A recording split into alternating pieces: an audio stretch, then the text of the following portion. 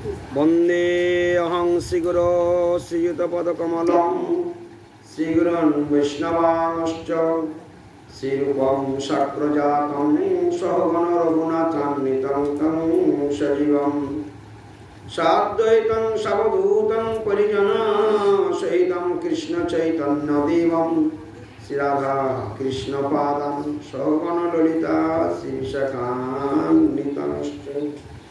नमो विष्णुपादाय भगवतो प्रियात्मने भक्ति केवल पृष्ठाय गुरुवर्गानुगामिनी भक्ति सुंदर सन्यासी नामिनी भक्ति रूपिणी गौरी शास्त्र गौरांग ख्याति प्रकाश कीर्तये ओम अज्ञानतिमिरान्धस्य ज्ञानाञ्जन शलाकया चक्षुरुन्मीलितं येन तस्मै श्री गुरवे नमः वंशाकल्पतरुभ्यश्च कृपासिन्धुभ्येव च पतितानानुभावनेभ्यो वैष्णवेभ्यो नमो नमः। नमो महावदन्याय कृष्णप्रेमप्रदायते कृष्णाय कृष्णचैतन्यनाम्ने गौरतीशे नमः। तप्तकाञ्चन गौराङ्गी राधे वृन्दावनेश्वरी वृषभानुसुते देवी प्रणमामि हरिप्रिये। हा कृष्ण करुणा सिंधु दीनबंधो जगत्पते गोपेश गोपिका कांतो राधा कांतो नमस्ते। राधा कुंड तटे कलिंग तनया तीरे च वंशी वटे प्रेमानमाद अशेष दशाग्रस्तौ च प्रमत्तौ सदा गायन्तौ च कदहरे गुणपूर्णं भवभूतौ मुदा वंदे पोषणा तनौ गुरुगौ श्रीजीवो गोपालकौ। हे राधे ब्रजदेवी कचललिते हे नंद सुनपूत श्री गोवर्धन कल्पपादवतले कालिंदी वन्यकूत वसंत इति सर्वत भज भुजे खेदयी महाव्यवल वंदे पोषणा तनौ गुरुगौ श्रीजीव गोपालकौ। पंचतत्त्वात्मकं कृष्णं भक्तरूपस्वरूपकं भक्तोदारं भक्त्याख्यं नमामि भक्तशक्तिकं। जय श्री कृष्ण चैतन्य प्रभु नित्यानंद श्री अद्वैत गदाधर शिवासादि गौर भक्त वृंद। हरे कृष्ण कृष्ण कृष्ण हरे हरे हरे राम राम राम हरे हरे। निताय गौर सीतानाथ प्रेमानंदे हरि हरि बोल। निताय गौर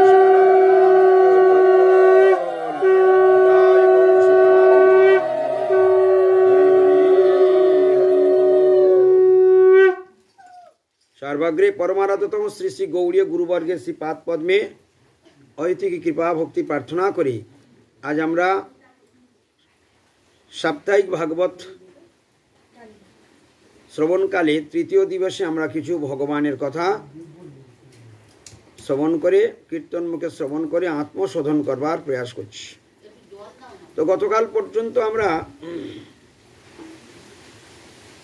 सृष्टिर कथा सुनते गिये যে কিভাবে সৃষ্টিলীলা পরীক্ষিত মহারাজ সুখদেব গোস্বামী পাদের নিকট প্রশ্ন করেছিলেন যে কিভাবে জগৎ সৃষ্টি হলো, সেই জগৎ সৃষ্টির কথা শুনতে গিয়ে আমরা ব্রহ্মার জন্ম বৃত্তান্ত, পদ্মের উপরে নাভি কমলে ব্রহ্মাজির জন্ম এবং ক্রমান্বয়ে ভগবানের দর্শন এবং চতুশ্লোকী ভাগবতের কথা শ্রবণ করার পরেই ব্রহ্মার ভগবানের আদেশে সৃষ্টি কার্য আরম্ভ করবেন এবং সেই সময়ে তিনি যে সমস্ত সৃষ্টি কার্য করেছিলেন, যে ব্রহ্মার 9টি মানসপুত্র প্রথমে চতুষ্ষণকে সৃষ্টি করেছিলেন এবং ক্রমান্বয়ে 10 জন আরও ঋষিকে সৃষ্টি করেছিলেন এবং যখন এই জগৎ সৃষ্টি হবেন সেখানে কিভাবে মানব সৃষ্টি হবে, প্রকৃতি না হলে সৃষ্টি কেমন করে হবে, সেই কথা চিন্তা করে যখন ভগবানের প্রার্থনা করলেন তখন স্বয়ম্ভু মনু তিনি আবির্ভূত হলেন। কিভাবে? ব্রহ্মার দক্ষিণ অঙ্গ থেকে স্বয়ম্ভু মনু এবং বাম অঙ্গ থেকে শতরূপা নারী সৃষ্টি হলো এবং সেই স্বয়ম্ভু মনু এবং শতরূপা নারীর থেকে 3টি কন্যা এবং 2টি পুত্রের জন্ম হলো। এই পর্যন্ত গতকাল আমরা শ্রবণ করেছিলাম এবং সেই 3টি কন্যার বংশধর বংশবিস্তার এবং 2টি পুত্রের বংশবিস্তার ক্রমান্বয়ে এই সৃষ্টিতে আস্তে আস্তে ভরে গিয়েছে। তো সেই তিনটি কন্যা আকুতি, প্রসূতি এবং দেবহূতি।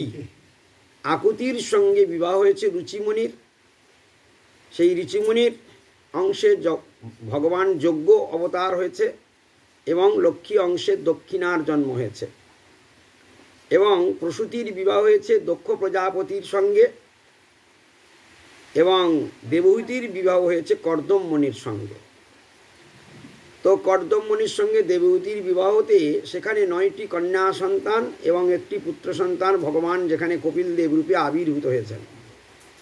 এখন আমরা সেই প্রসঙ্গ একটু দেবহূতির বংশ বিস্তার একটু শ্রবণ করব হালকা করে।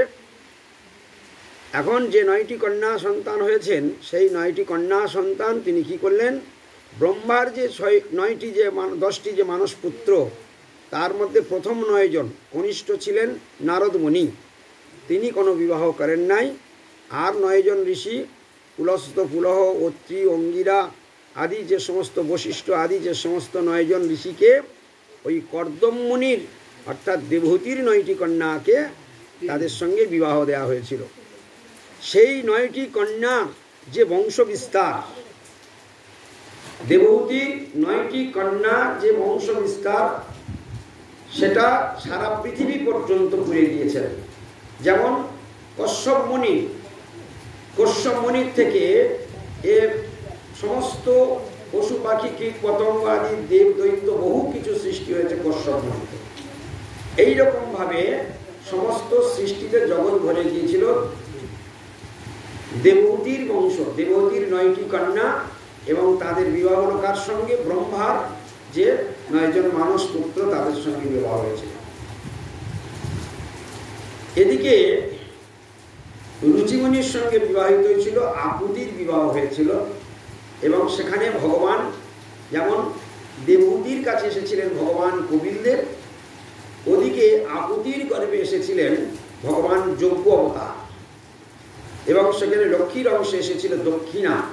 ওই জন্য যেখানে যজ্ঞ হয় সেখানে দক্ষিণা যদি না দেওয়া হয় সে যজ্ঞ অসম্পূর্ণ হয়ে যায়।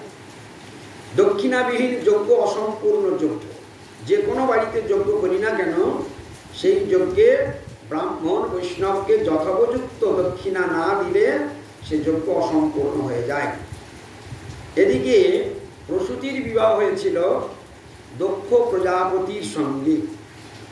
সেই দক্ষ প্রজাপতির 16টি কন্যা জন্ম হয়েছিল। 16টি কন্যার মধ্যে 13টি কন্যা ধর্মরাজকে সম্প্রদান করা হয়েছিল এবং আর 3টি কন্যা একজন পিতৃপুরুষকে দেওয়া হয়েছিল অর্চমা এবং দ্বিতীয় অগ্নিকে একটি কন্যা দেওয়া হয়েছিল সোহা। যেমন ওই জন্য অগ্নিতে আহুতি দিতে গেলে সোহা শব্দটি উচ্চারণ করা হয়। যদি সোহা শব্দ উচ্চারণ না করা হয় তাহলে আহুতি সম্পূর্ণ হয় না। অগ্নির স্ত্রীর নাম হচ্ছে সোহা। এবং সব থেকে 16টি কন্যা, সব থেকে ছোট কন্যা ছিল সতী, যার সঙ্গে শিবের বিবাহ দেওয়া হয়েছিল। এই শিব এবং সতীর সংবাদ কোনো এক সময় দক্ষ প্রজাপতি একটি মহাযজ্ঞ আরম্ভ করেছিলেন।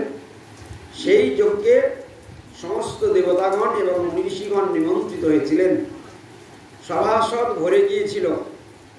যখন দক্ষ প্রজাপতি সভার মধ্যে প্রবেশ করলেন সমস্ত মুনি ঋষিগণ দেবতাগণ সবাই দাঁড়িয়ে উঠে সম্মান জানালেন। শুধু সবার মধ্যে 2 জন উঠে দাঁড়ায়নি, একজন হলেন শিবজি আর একজন হলেন সৃষ্টিকর্তা ব্রহ্মা। 2 জন কেবল আসন ছেড়ে উঠে দাঁড়ায়নি, বাদ বাকি সবাই আসন ছেড়ে উঠে দাঁড়িয়ে সম্মান জানিয়েছিলেন। তো দক্ষ প্রজাপতি চিন্তা করলেন যে শ্বশুর এসেছে সবার মধ্যে, তার একটা সম্মান আছে। দেবতারা যেখানে উঠে দাঁড়িয়ে আমাকে সম্মান করছে সেখানে শিব এত অহংকারী দাম্ভিক যে নিজের শ্বশুরকে সম্মান পর্যন্ত করল না। এইরকম একটা অহংকারী ভাব তার মধ্যে দেখা দিল এবং তিনি সভার মধ্যে নিন্দা কটূক্তি করতে লাগলেন এবং বলছেন, আমি ক্রোধে বলছি না, আমি বৈষ্ণব তত্ত্ব বর্ণন করছি। দক্ষ রাজা বলছে, আমি ক্রোধে বলছি না, আমি বৈষ্ণব তত্ত্ব বর্ণন করছি বলে পক্ষান্তরে শিবকেই লক্ষ্য করে তিনি এমন এমন ভাষা প্রয়োগ করছেন, সারা সভাসদ বুঝতে পারছি যে শিবকেই লক্ষ্য করে এই মানে অসভ্য ভাষাগুলো, সেখানে অশ্লীল ভাষাগুলো প্রয়োগ করা হচ্ছে, যা শুভ নয়, যা অশুভ ভাষা প্রয়োগ করা হচ্ছিল। যাই হোক, সেই সমস্ত কথা শিবজি কিন্তু পরম বৈষ্ণব, তিনি সেই ভাষাগুলো শ্রবণ করলেন, কিন্তু কোনো প্রতিবাদ করলেন না। শেষমেশ তিনি চুপচাপ সভা ছেড়ে পরিত্যাগ করে বেরিয়ে চলে গেলেন। এখানে দেবতাগণ ব্রহ্মাজি মনে মনে খুব অসন্তুষ্ট হলেন যে পরম বৈষ্ণব শিবের চরণে অপরাধ হয়ে গেল। ক্রমান্বয়ে সেই যজ্ঞ সুসম্পন্ন হয়ে গেলেন, কোনো রকমে শিবকে বাদ দিয়ে যজ্ঞ করলেন। পরবর্তীকালে সেই হিংসার জ্বালা মেটাবার জন্য যজ্ঞ প্রজাপতি আবার একটি যজ্ঞ আরম্ভ করলেন। সেই যজ্ঞে তিনি শিবকে বাদ দিয়ে নতুন করে একটি যজ্ঞ করবেন, এই মনস্থির করবেন। শিবহীন যজ্ঞ করবেন, এইরকম প্রতিহিংসার জ্বালাগুলো ঠিক এইরকমই হয়। তো দেহগৃহতে যাদের অভিমান আছে তারা এই সমস্ত ক্রিয়াগুলি করতে থাকেন। এখন কি হলো না, শিবহীন যজ্ঞ আরম্ভ করেছেন, সকলকে নিমন্ত্রণ করেছেন, শুধু শিবজি এবং সতীকে নিমন্ত্রণ করেন নাই। যেদিন যজ্ঞ হবে সেই দিন সমস্ত দেবতাগণ সস্ত্রীক, প্রত্যেক বিমানে বিমানে দেবতাগণ তাদের স্ত্রীগণকে নিয়ে ওই যজ্ঞের দিকে যাত্রা করেছেন অন্তরিক্ষে, আকাশ মার্গে। এবং সমস্ত সতীর যে সমস্ত দিদি জামাইবাবু যারা, তারা সব বিমানে করে রথে চড়ে যাচ্ছে, তারা কৈলাসের উপর দিয়ে যাচ্ছে। সতী সেই দৃশ্যগুলো দেখছেন যে এরা সবাই কোথায় যাচ্ছে। তখন আর সমস্ত বোনেরা বলছে, সতীর সঙ্গে দেখা হয়েছে কৈলাসে, বলছে বোন তুই যাবি না? হ্যাঁ, তুই যাবি না? তো সতী এত লজ্জা পাচ্ছে যে বাবা আমাকে নিমন্ত্রণ পর্যন্ত করে, খুব কষ্টের মধ্যে রয়েছে মনে মনে। তো বলছে আচ্ছা তোমরা যাও দেখছি, এরকম করে অন্য কথা দিয়ে ডাইরেক্ট বলছে না যে বাবা আমাকে নিমন্ত্রণ করেন। তো সমস্ত বলছে বাবা তোকে নিমন্ত্রণ করেছে? বলছে হ্যাঁ, বার করে বাবা বলছে অবশ্যই আসবি, অবশ্যই আসবি। এই কথা শোনার পরে সতীর কীরকম হবে, তো চিন্তা করছে এইরকমভাবে দুর্ব্যবহার করলো পিতা আমার সঙ্গে। যাই হোক, তবুও সকলে যখন চলে গেল, সতীর মনের মধ্যে একটা মানে উচ্ছলন ভাব চলছে যে কি করি, যন্ত্রণা, মনের মধ্যে একটা যন্ত্রণা বয়ে বেড়াচ্ছে। এখন সেই সতী তখন কি করলেন, বাপের বাড়িতে যাওয়ার জন্য শিবজির কাছে গিয়ে উপস্থিত হলেন। শিবজির কাছে পারমিশন নেওয়ার জন্য যে আমি যেতে চাই। অন্তর্যামী শিবজি সব বুঝতে পেরেছেন সতীর মনের অবস্থা। তখন বলছে প্রভু আমি বাপের বাড়িতে বাবা যজ্ঞ করছে, আমি সেখানে একটু যেতে চাই। তখন শিবজি বললেন দেখো সতী, তুমি সেখানে গেলে তুমি সম্মান পাবে না, কারণ তোমার বাবা আমাকেই যজ্ঞ করবার জন্য, আমার প্রতি অবমাননা করবার জন্যই এই যজ্ঞটি করছে, আমাকে অপমান করবার জন্যই এই যজ্ঞটি করছে। যেহেতু তুমি আমার স্ত্রী, তাই তুমি গেলে সেখানে কোনো মতেই সম্মান পাবে না। যেহেতু তুমি আমার স্ত্রী, এই জন্য তুমি সম্মান পাবে না, তাই আমার মতে ওখানে না যাওয়াই উচিত। তবে তুমি যদি বলো, শিবজি বলছে তবে তুমি যদি বলো মেয়েরা বাপের বাড়িতে নিমন্ত্রণ না করলেও যেতে পারে, সেক্ষেত্রেও নিয়ম আছে। মেয়েরা বাপের বাড়িতে নিমন্ত্রণ করলে যেতে পারে। কখন? যদি নিমন্ত্রণ না করলেও যেতে পারে। কখন? যখন বাপের বাড়িতে কোনো বিপদের সংবাদ এসেছে, তখন নিমন্ত্রণ না করলেও দৌড়ে তৎক্ষণাৎ ছুটে চলে যাওয়া যায়। এই একটা প্রসেস আছে। আর একটা প্রসেস আছে, কোনো অনুষ্ঠান নেই বাপের বাড়িতে, মেয়ের বাপের বাড়ি যেতে ইচ্ছা হয়েছে, তখন সে বাপের বাড়ি যেতে পারে। কিন্তু যখন বাপের বাড়িতে অনুষ্ঠান হচ্ছে, নিমন্ত্রণ করেনি, এই অবস্থায় কোনো নারী বা তার জামাতা কখনই সেই অনুষ্ঠানে যাওয়া উচিত। শিবজি সুন্দরভাবে প্রসঙ্গ দিয়ে সতীকে বোঝালেন, কিন্তু সব কথা বুঝলেও মন কিছুতেই মানছে না। শেষমেশ তিনি একবার ঘর একবার বাইর এইভাবে করতে করতে করতে করতে শেষকালে শিবের যে আদেশ না নিয়েই তিনি চলতে শুরু করলেন, বাপের বাড়ির দিকে যাত্রা শুরু করলেন। শিবজি বুঝতে পারলেন যে কোনো একটা দুর্ঘটনা ঘটতে পারে, সম্ভাবনা রয়েছে। তাই তিনি নন্দীভৃঙ্গিকে ডেকে বললেন, মা তো চলে গেল, তোমরা পিছে পিছে সবাই যাও। এইভাবে তাদেরকেও শিবজি পাঠিয়ে দিলেন। কিন্তু সেখানে গিয়ে যখন যজ্ঞের মধ্যে প্রবেশ করেছে, চারিদিকে সতী তাকিয়ে তাকিয়ে দেখছে সমস্ত দিকে সমস্ত দেবতাদের ভাগ রয়েছে, কিন্তু শুধু শিবজির কোনো ভাগ নেই। সতীর বুঝতে দেরি হলো না যে এটা শিবহীন যজ্ঞ হচ্ছে। যিনি জগতের মঙ্গলময়, শিব মানেই মঙ্গল, যার কোনো শত্রু নেই, যার কোনো মিত্র নেই, তাকে বাদ দিয়ে তার প্রতি এরকম বিদ্বেষ হিংসা আমার পিতা। তো এইরকম চিন্তা করে খুব কষ্ট পেলেন। তারপর সতীকে নিমন্ত্রণ করা হয়নি, সেজন্য মা খুব দুঃখিত ছিলেন। মায়ের অন্তর তো সব নিমন্ত্রণ হয়েছে, নিমন্ত্রণ হয়নি শুধু ছোট কন্যা, মায়ের মনে কষ্ট ছিল। এবং বোনেরা যখন আসলেন মায়ের কাছে শুনলেন তো ছোট বোনের নিমন্ত্রণ হয়নি, সেই জন্য ছোট বোনরা বললেন, মা আসার সময় দেখলাম সতীর মনটা খুব খারাপ, তার জন্য মাও কষ্টে আছে, বোনেরাও কষ্টে আছে। যখন দেখলেন হঠাৎ সতী সেই যজ্ঞের মধ্যে প্রবেশ করেছে, মা এবং বোনেরা ছুটে এসেছে, এসে তাকে আদর করে নিয়েছে, আয় মা, আয় আয় আয় আয় বোন আয় বলে। কিন্তু পিতা দূর থেকে দেখতে পেয়েছে সতী প্রবেশ করেছে, দেখেই মাত্র মুখটা এরকম করে ঘুরিয়ে নিয়েছে। এই দৃশ্যটা সতীর বড় শেল বিদ্ধ করেছে।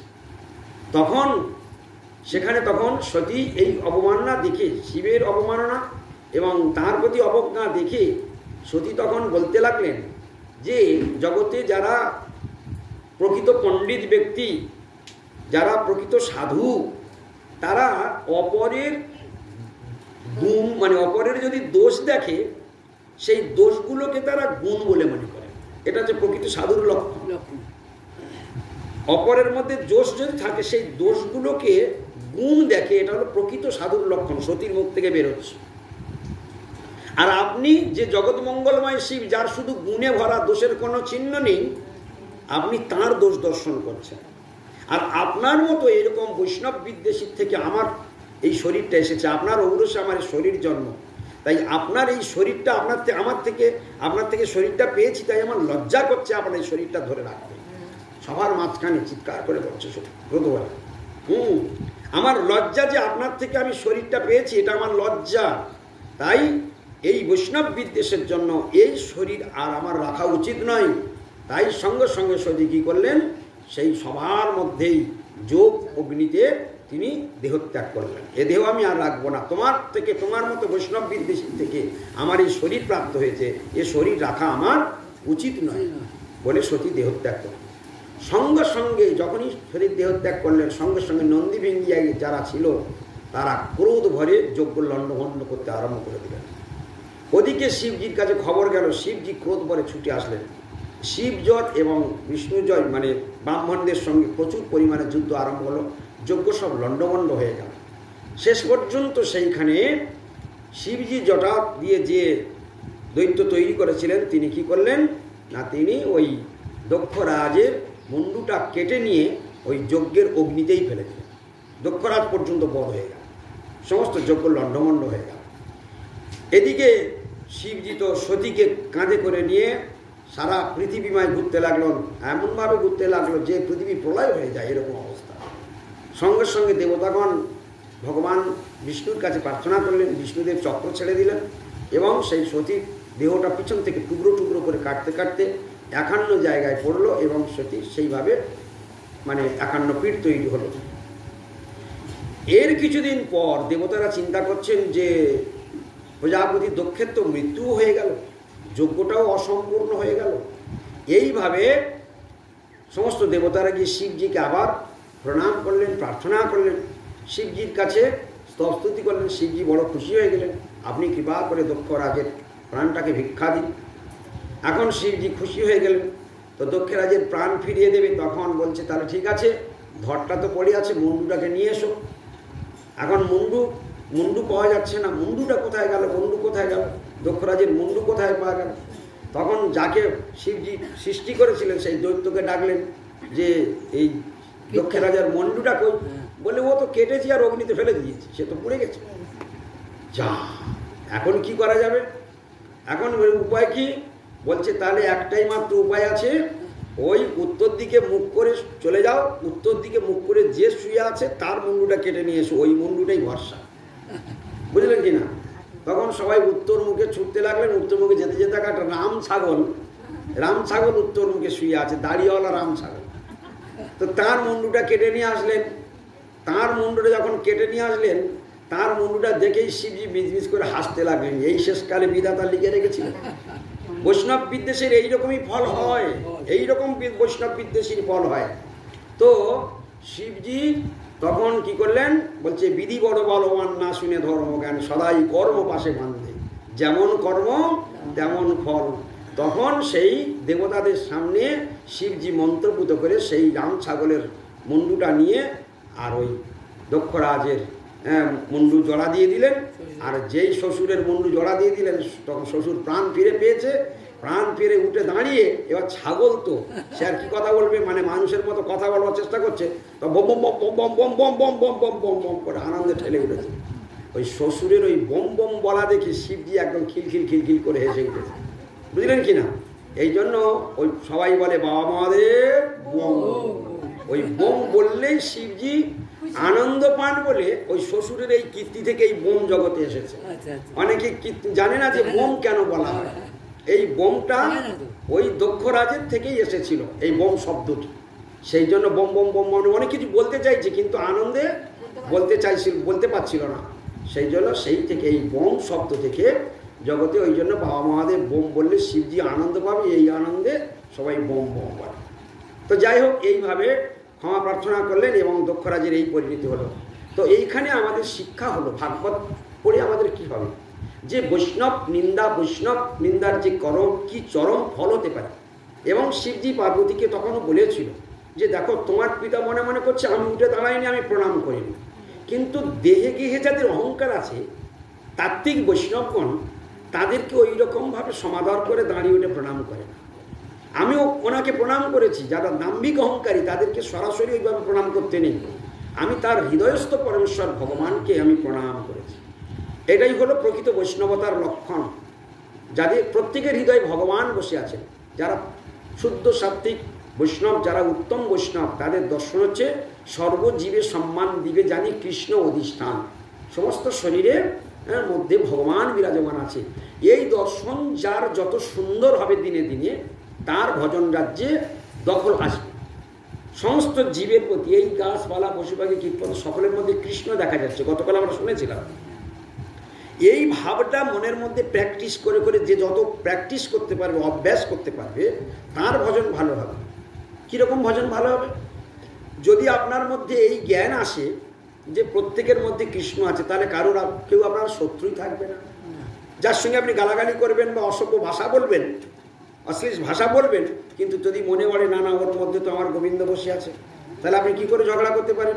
আপনি কি করে তার শত্রুতা করতে পারেন? কখনই সে শত্রুতা সম্ভব নয়। এইভাবে গাছকে কাটতে গেলে, মশাকে মারতে গেলে তখন আপনার ভয় আসবে।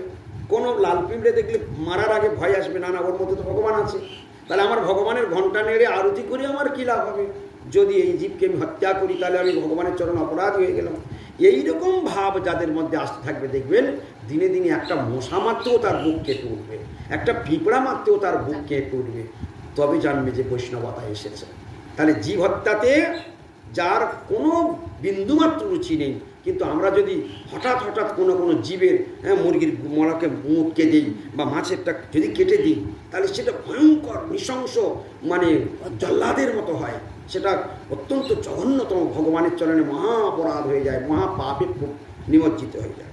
সেই জন্য বৈষ্ণব কখনোই কোনোদিন ভুল করেও একটা জীব হত্যা করবেন না। তাই শিবজি তিনি তার শ্বশুরের হৃদয়ে পরমেশ্বর ভগবান শঙ্খচক্র গদাপদ্মধারী নারায়ণ পরমাত্মা রয়েছে, এই জ্ঞানে দূর থেকে প্রণাম করেছিলেন।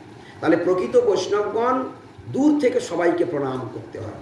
হ্যাঁ, এই যে আপনারা যারা এসেছেন, আপনাদের সকলকেই আমার প্রণাম করতে হয়েছে। কেন না, আপনাদের হৃদয়ে স্বয়ং ভগবান বসে রয়েছেন।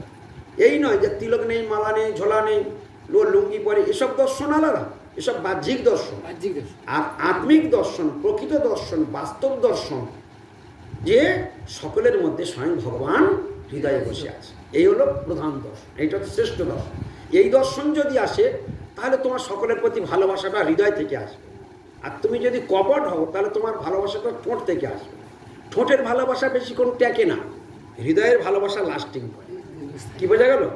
হৃদয়ের ভালোবাসাটা কি হয়, লাস্টিং করবে, ওটা হৃদয় থেকে আসছে, ওর মধ্যে কপটতা আসবে না। আর ঠোঁটের ভালোবাসা, দিদি তোমায় আমি খুব ভালোবাসি, কিন্তু যখন দেখা গেল কার্যক্ষেত্রে পড়ে গেল তার কোনো বিন্দুমাত্র লক্ষণও দেখা যায়। এইভাবে আমরা শিব সতীর সংবাদ আমরা শ্রীমদ্ ভাগবতমে আমরা শ্রবণ করলাম। আমরা তাহলে দেবহূতির বংশ, দেবহূতির যে বংশ থেকে কিভাবে বংশবিস্তার প্রজা সৃষ্টি হয়েছে সেটাও শুনলাম, এবং দক্ষ প্রজাপতির থেকে বংশবিস্তার এবং আকুতির বংশবিস্তার শুনলাম। এখন আমরা শ্রবণ করব যে স্বয়ংভূ মনুর যে দুইটি পুত্র তাদের কথা এখন আমরা শ্রবণ করব। 3 কন্যার সম্বন্ধে আমরা বংশবিস্তার শ্রবণ করলাম। এখন আমরা এই বংশবিস্তার বা এই প্রজা সৃষ্টির কথা কে শুনতে চেয়েছিলেন? পরীক্ষিত মহারাজ সুখদেব গোস্বামীপাদের কাছে শুনতে চেয়েছিলেন।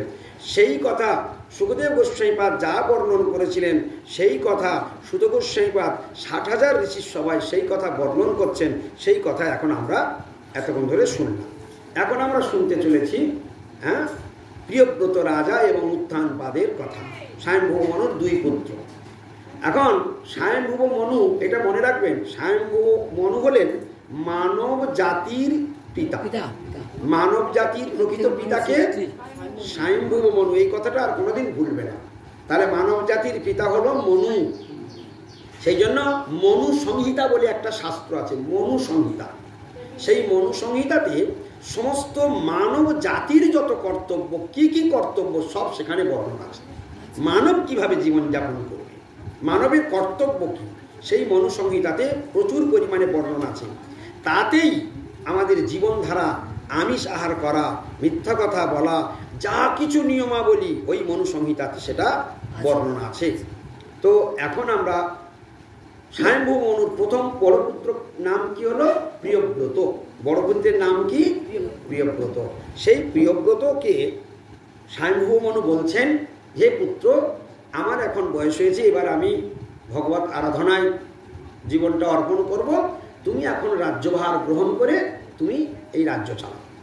তখন স্বয়ংভূ মনুর বড় পুত্র প্রিয়ব্রত তিনি বললেন, পিতা, আমি হরি আরাধনা করতে চাই, আমি এই অসার সংসারে রাজ্যপাট আমার প্রয়োজন নেই, এ তুচ্ছ অসার বস্তু আমার লাগবে না, আমি হরি আরাধনা করতে চাই, হরি আরাধনাই জীবনের একমাত্র সার। এই কথা শ্রবণ করে, যেহেতু পিতা বৈষ্ণব, স্বয়ংভূ মনু মহাবৈষ্ণব, ভগবানের বড় ভক্ত, কোনো পিতামাতা যদি বৈষ্ণব হয় আর তার সন্তান যদি বৈষ্ণব হতে চায়, হরি আরাধনা করতে চায়, তাহলে সেই পিতামাতা কি করবে? আনন্দে আত্মহারা হয়ে যাবে। তখন যদিও রাজ্যভার সামলানোর দরকার আছে, তবুও স্বয়ংভূ মনু বললেন, ঠিক আছে, তুমি যখন হরি আরাধনা করতে চাইছো, ঠিক আছে, তুমি হরি আরাধনা করো। তাহলে বড় পুত্র যখন হরি আরাধনা করবার জন্য চলে গেল, তখন সেখানে কি হলো? ছোট পুত্র উত্থানপাদের উপর দায়িত্ব পড়ে গেল। উত্থানপাদকে বলল, পুত্র, তুমি এই রাজ্যভার পালন করো। তখন উত্থানপাদ রাজ সিংহাসনে বসার অধিকার পেলেন, এবং উত্থানপাদ রাজ সিংহাসনে বসে তিনি 2টি বিবাহ করেছিলেন। বড় রানীর নাম ছিল সুনীতি, আর ছোট রানীর নাম ছিল সুরুচি। এই সুনীতি আর সুরুচি, আমরা কিন্তু যখন জন্মগ্রহণ করি প্রত্যেকেই, তখন আমাদের প্রত্যেকের কাছে সুনীতি থাকে, আমরা নীতি নিয়ে জন্মগ্রহণ করি। কেননা যখন আমরা ভূমিষ্ঠ হই তখন আমাদের মধ্যে তখন পাপের জন্ম হয় না, তখন আমরা নিষ্পাপ থাকি। তো সেই অবস্থাতে আমরা সুনীতি নিয়ে জন্মগ্রহণ করি। কিন্তু এই জগতের যখন বিভিন্ন বস্তু দেখতে চাই, চোখে মায়িক বস্তু দেখতে পাই, তখন তার মধ্যে এক একটা বিষয়ের প্রতি, মায়িক বিষয়ের প্রতি রুচি হয়ে যায়। যখন রুচি হয়ে যায়, ওইগুলো ভালো লাগে, তখন আমরা কি করি? এই নীতিটা তখন সরে যায়। রুচি যখন প্রবল হয়, নীতি তখন বাদ পড়ে যায়। ঠিক এইখানে তত্ত্বদর্শী মহাজন সুনীতি সুরুচির বিচার করছেন যে সুনীতি নিয়ে আমরা সবাই আসি, প্রত্যেকের মধ্যে ভালো মনোবৃত্তি একটা আছে। এই যতজন আমরা এখানে বসে আছি না, আমাদের প্রত্যেকের মধ্যে একটা ভালো সুন্দর মন আছে, সুন্দর নীতি পালন করার ইচ্ছা আছে। কিন্তু যখন আমরা অসৎ সঙ্গে, অসৎ বস্তুতে আমাদের রুচি জন্মে যায়, তখন এই সুনীতিটা আপনা থেকেই সরে যায়। তার ফলে আমরা দুর্ভাগ্যের কবলে পড়ে যাই। কিন্তু সুরুচি দেখার পরেও সুন্দর সুন্দর রুচি বিশিষ্ট জিনিস দেখার পরেও যারা তার দ্বারা মোহিত না হয়ে যায় তারা সুনীতিতে বর্তমান থাকে, আর তারাই কেবলমাত্র এই ভবসমুদ্র পার হওয়ার যোগ্যতা লাভ করে। তাদের ভগবত ভজনে রুচি লাভ হয়, তাদের ওই অসৎ বস্তুতে রুচি না হয়ে ভগবত ভজনে রুচি লাভ হয়। আর যাদের মাইক বস্তুতে রুচি লাভ হয় তাদের ভগবত তত্ত্বজ্ঞান রূপ নীতি তাদের কাছ থেকে সরে পালিয়ে যায়। এইভাবে রাজা উত্থানপাদ যখন সুরুচিকে বিবাহ করলেন, সুরুচির অত্যন্ত রূপে আসক্তিযুক্ত হয়ে গেলেন, তখন সুনীতিকে তিনি কিছুটা হলো অবহেলা করতে শুরু করলেন। তো ক্রমান্বয়ে সুনীতির গর্ভে আসলেন ধ্রুব, জন্ম হলো, ধ্রুব নামে একটি পুত্র জন্ম হলো, আর সুরুচির গর্ভে উত্তম নামে একটি পুত্রের জন্ম হলো।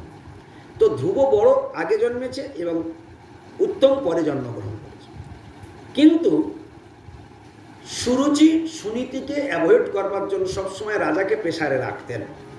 এই করতে করতে কোনো একদিন ছোট পুত্র উত্তম রাজ সিংহাসনে বাবা বসে আছে, সেখানে গিয়ে পিতার কোলে বসেছেন, আর পিতা তাকে আদর করছেন। দূর থেকে ধ্রুব সেটা দেখতে পেয়েছে, বলছে ভাই সবসময় বাবার কোলে স্নেহ আদর খায়, আমি আজকে একটু বাবার কোলে উঠবো। বলে যখন ধ্রুব গিয়ে বললেন পিতা আমি একটু কোলে উঠতে চাই, তখন পিতার মনে পিতার একটা স্নেহ আছেই, স্নেহ আছে, কিন্তু এদিক ওদিক তাকাচ্ছে। হ্যাঁ, এদিক ওদিক তাকাচ্ছে। কাকে দেখছে? সুরুচিকে দেখে ভয় পাচ্ছে, সুরুচিকে দেখে ভয় পাচ্ছে। তখন সেই সুরুচির দিকে তাকিয়ে দেখলো যে নাই, তখন একটু ধ্রুবকে কোলে করে নিয়েছে। আর যেই কোলে করে নিয়েছে, সুরুচি দূর থেকে সেটা দেখতে পেয়েছে। দেখতে পেয়েই সঙ্গে সঙ্গে চিন্তা করছে, সুরুচি চিন্তা করছে হিসাব মতো সুনীতি বড়, তার পুত্র ধ্রুব বড়, বড়রা হয় রাজসিংহাসনের অধিকারী। তাহলে ধ্রুব যদি পরবর্তীকালে রাজা হয়, তার মা হবে রাজরানী, হ্যাঁ, রাজমাতা, আর আমি হব তার দাসী। অতএব এটা হতে দেওয়া উচিত হবে না, এটা অঙ্কুরই বিনাশ করা দরকার। তাই তিনি সুরুচি চিন্তা করছে, এই এখন সবে আজকের কোলে উঠেছে, ফের যদি কালকে কোলে ওঠে তারপর স্নেহটা বর্ধিত হয়ে যাবে, তারপর ধীরে ধীরে ওর দখল বসে যাবে। তাই অঙ্কুরে বিনাশ করা ভালো, আজই এখান থেকে ওকে হটিয়ে দেওয়া উচিত। এই সুরুচি চিন্তা করে তিনি তৎক্ষণাৎ ক্রোধভরে সবার মধ্যে আসলেন।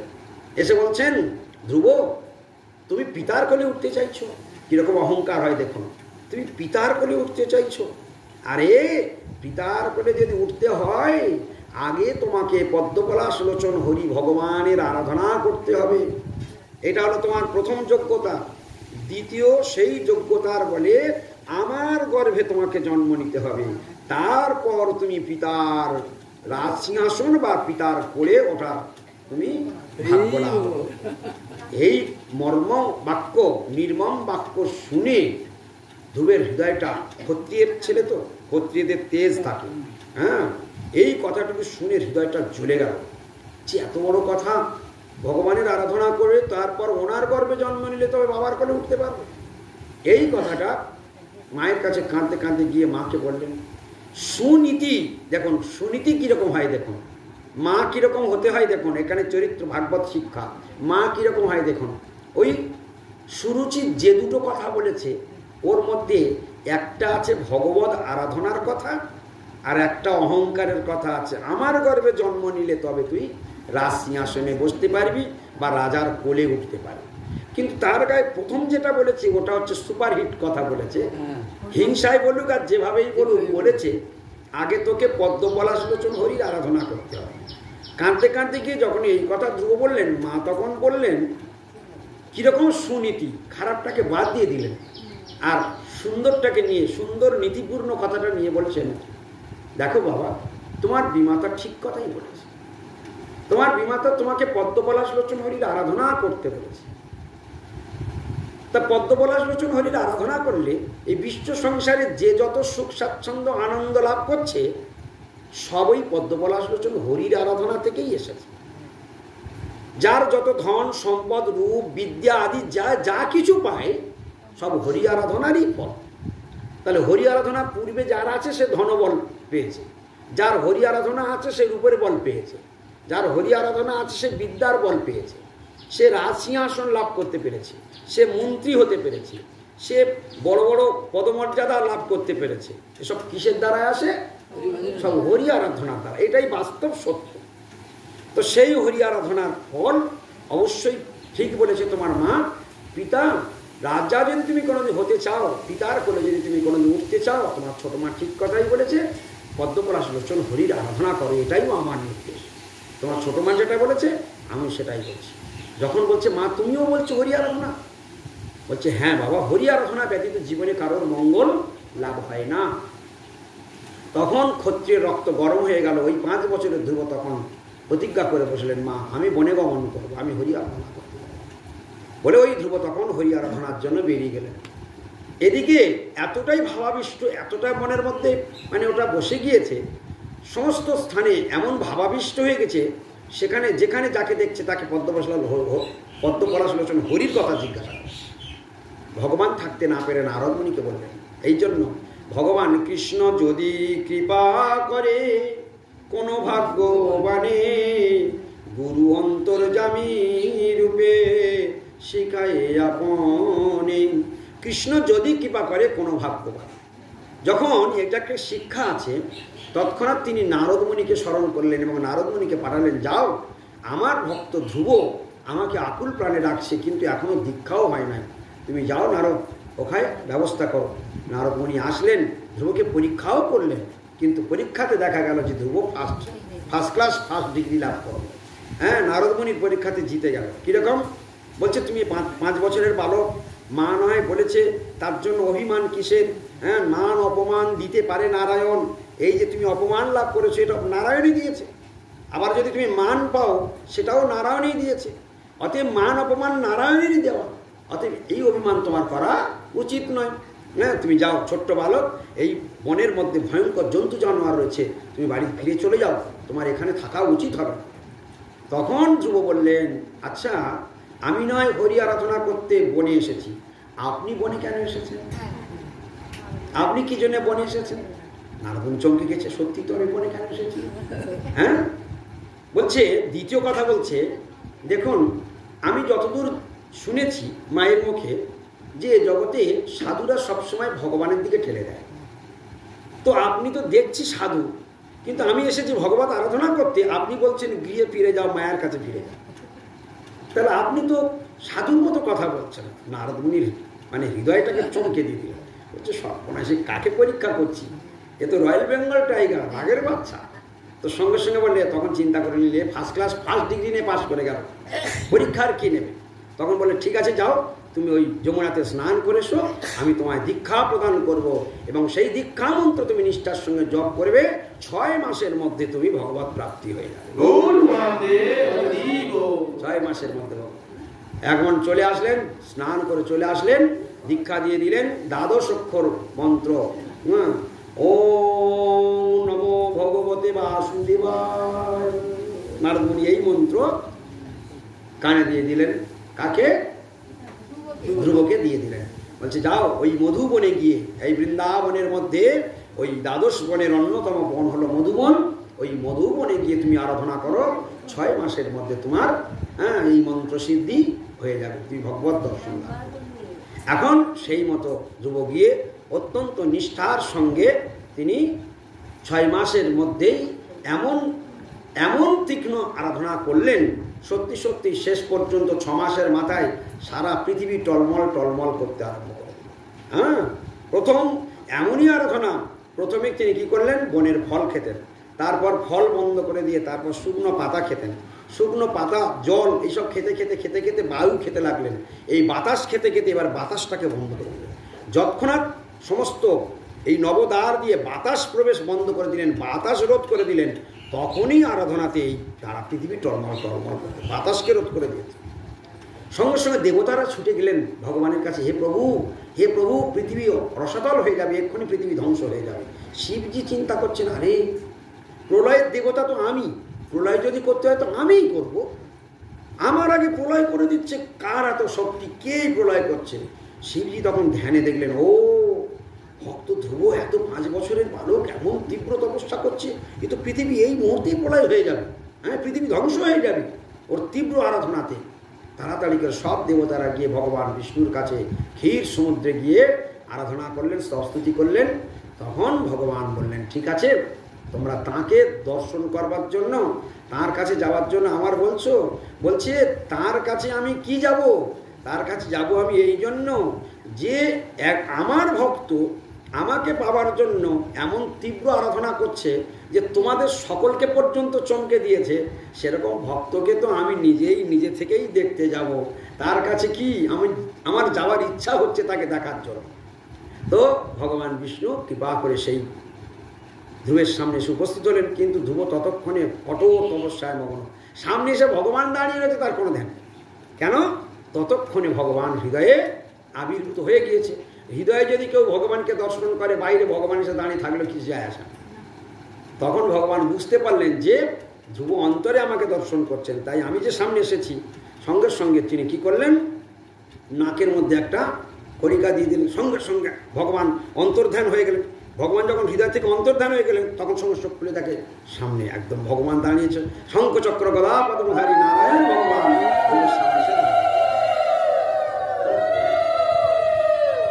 তো দর্শন করেই তখন তিনি অবাক হয়ে গেলেন। এত সুন্দর রূপ, এমন সুন্দর। তখন ভগবান বলছেন, ধ্রুব, তোমার আরাধনাতে আমি বড় প্রসন্ন হয়েছি। হ্যাঁ, তুমি আমার স্তবস্তুতি করো। তখন ধ্রুব মনে মনে করছেন, প্রভু, আমি তো ছোটোবেলাতে লেখাপড়ায় শিখিনি, আমি তো আরাধনা করতে চলে এসেছি, কোনো শাস্ত্রপাঠও তো করার সুযোগ পাইনি, তো আমি কি বলে তোমার বন্দনা করব? ভগবান বুঝতে পারলেন। ভগবান তখন কি করলেন? ওই ছোট ছোট বাচ্চা সুন্দর দেখতে হলে আমরা অনেক সময় আদর করে গাল টিপে দিই না, আর আদর করে গাল টিপে দিই না, লালটু লালটু ছেলে হলে। তো সঙ্গে সঙ্গে ভগবান বাম হাত দিয়ে ওই ধ্রুবের একটু গালটা টিপে দিয়েছে। আর যেই টিপে দিয়েছে, সঙ্গে সঙ্গে দিব্য জ্ঞান হয়ে সমস্ত শাস্ত্র কণ্ঠে এসে গিয়েছে। তখন ধ্রুব অনর্গল ভগবান গোবিন্দের স্তব করে যাচ্ছে, অনর্গল স্তব করে যাচ্ছে। এই স্তব স্তুতি প্রশংসা শ্রবণ করলেন। করার পরে বলছে, বলো তুমি কি বর চাও, বলো তুমি কি বর চাও, বলো। তখন ভগবান যখন ওই কথা বললেন, তখন ধ্রুব বলছেন, তো আমি রাজ্যপাট পাবার জন্য সকাম অর্থাৎ কামনা বাসনা নিয়ে আমি আপনার আরাধনা করতে এসেছিলাম, কিন্তু এখন আমি দেখছি কাঁচ খুঁজতে এসে আমি কাঞ্চন পেয়ে গিয়েছি। তাই আপনি জগতের সর্বশ্রেষ্ঠ, আপনাকে পাওয়া হয়ে গেল মানে আমার আর কি বা বল, আপনাকেই পেয়ে গেছি, আমার সব কিছু পাওয়া হয়ে গেছে। এই কথাটা যখন বললেন, তখন ভগবান কি বললেন? ঠিক আছে, তুমি আমার আরাধনা করেছো, তো আমি তোমার প্রতি প্রসন্ন হয়েছি। যাও, তুমি এখন মর্তভূমিতে 36,000 বছর রাজত্ব করো। তারপর তোমার জন্য আমি একটি ধ্রুবলোক বানিয়ে রাখবো, যা আমি আজ পর্যন্ত জীবনে কোনোদিন কাউকে দিই নাই, তা আমি তোমাকেই দান করছি। তোমার নামে, তোমার নাম ধ্রুব, তোমার নামে একটি ধ্রুবলোক আমি বানিয়ে দিচ্ছি। অনন্ত কোটিকালে এই ভাগ্য আর কোনোদিন কারোর ভাগ্যে হবে না। আমি কোনোদিন দিই নাই, আর কোনোদিন কাউকে দেবও না। কিন্তু তোমাকে 36,000 বছর রাজত্ব করার পর তারপর তুমি ধ্রুবলোকে ফিরে আসবে। তখন ধ্রুব বললেন, প্রভু, এই সংসারে, মায়ার সংসারে মানুষ 5টা মিনিটও মায়াকে ভুলে থাকতে পারে না, 1 সেকেন্ডও মায়ার হাত থেকে রেহাই পায় না। আর আমি 36,000 বছর রাজত্ব করব, কবে যে আমার 36,000 বছর শেষ হবে আমি জানবো কেমন করে? তাই প্রভু কৃপা করে যেদিন 36,000 বছর শেষ হবে আপনি কৃপা করে আমাকে নিয়ে যাবেন। ভগবান বললেন, তথাস্তু, গৌর প্রেমানন্দে। এই বলে ধ্রুব তখন গৃহভূমিকে যাত্রা করলেন, কিন্তু ভগবান অন্তর্ধান হয়ে চলে গেলেন। এইবার ধ্রুব যাওয়ার সময় চিন্তা করছে, হায় হায়, এই আমি কি মূর্খতা করলাম, এ কি সর্বনাশ আমি করলাম, এ এত বড় ভুল আমি করলাম। কি ভুল? না, ভগবানকে পেয়েও ভগবানের সেবার কথা তো আমি বললাম না, যে গোবিন্দ আমি যেন তোমার সেবাই আমি করতে পারি, ওই সে কথা তো আমি বললাম না। আমাকে বর দিতে চাইলো, আমি তো বর নিলামই না, আমি তো বরই নিলাম না। আমি বললাম, প্রভু কাঁচ খুঁজতে এসে কাঞ্চন পেয়ে গেছি, তো সেটা তো ভালো, ভগবানকে পেয়েছি। তাই ভগবান ইচ্ছা করেই আমি যেহেতু সকাম ভক্তি করতে এসেছিলাম রাজ্য পাবার লোভে, সেটাও দিয়ে দিয়েছে। আর ভগবানকে যে আরাধনা করেছি তার জন্য তিনি আমাকে ধ্রুবলোক দিয়ে দিয়েছে, সেটা তো হলো। কিন্তু ভগবানকে পেয়ে ভগবানের সেবায় জীবনটা অর্পণ করব, সাক্ষাৎভাবে তার সেবা করব, কই এই বরটা তো চাওয়া হলো না।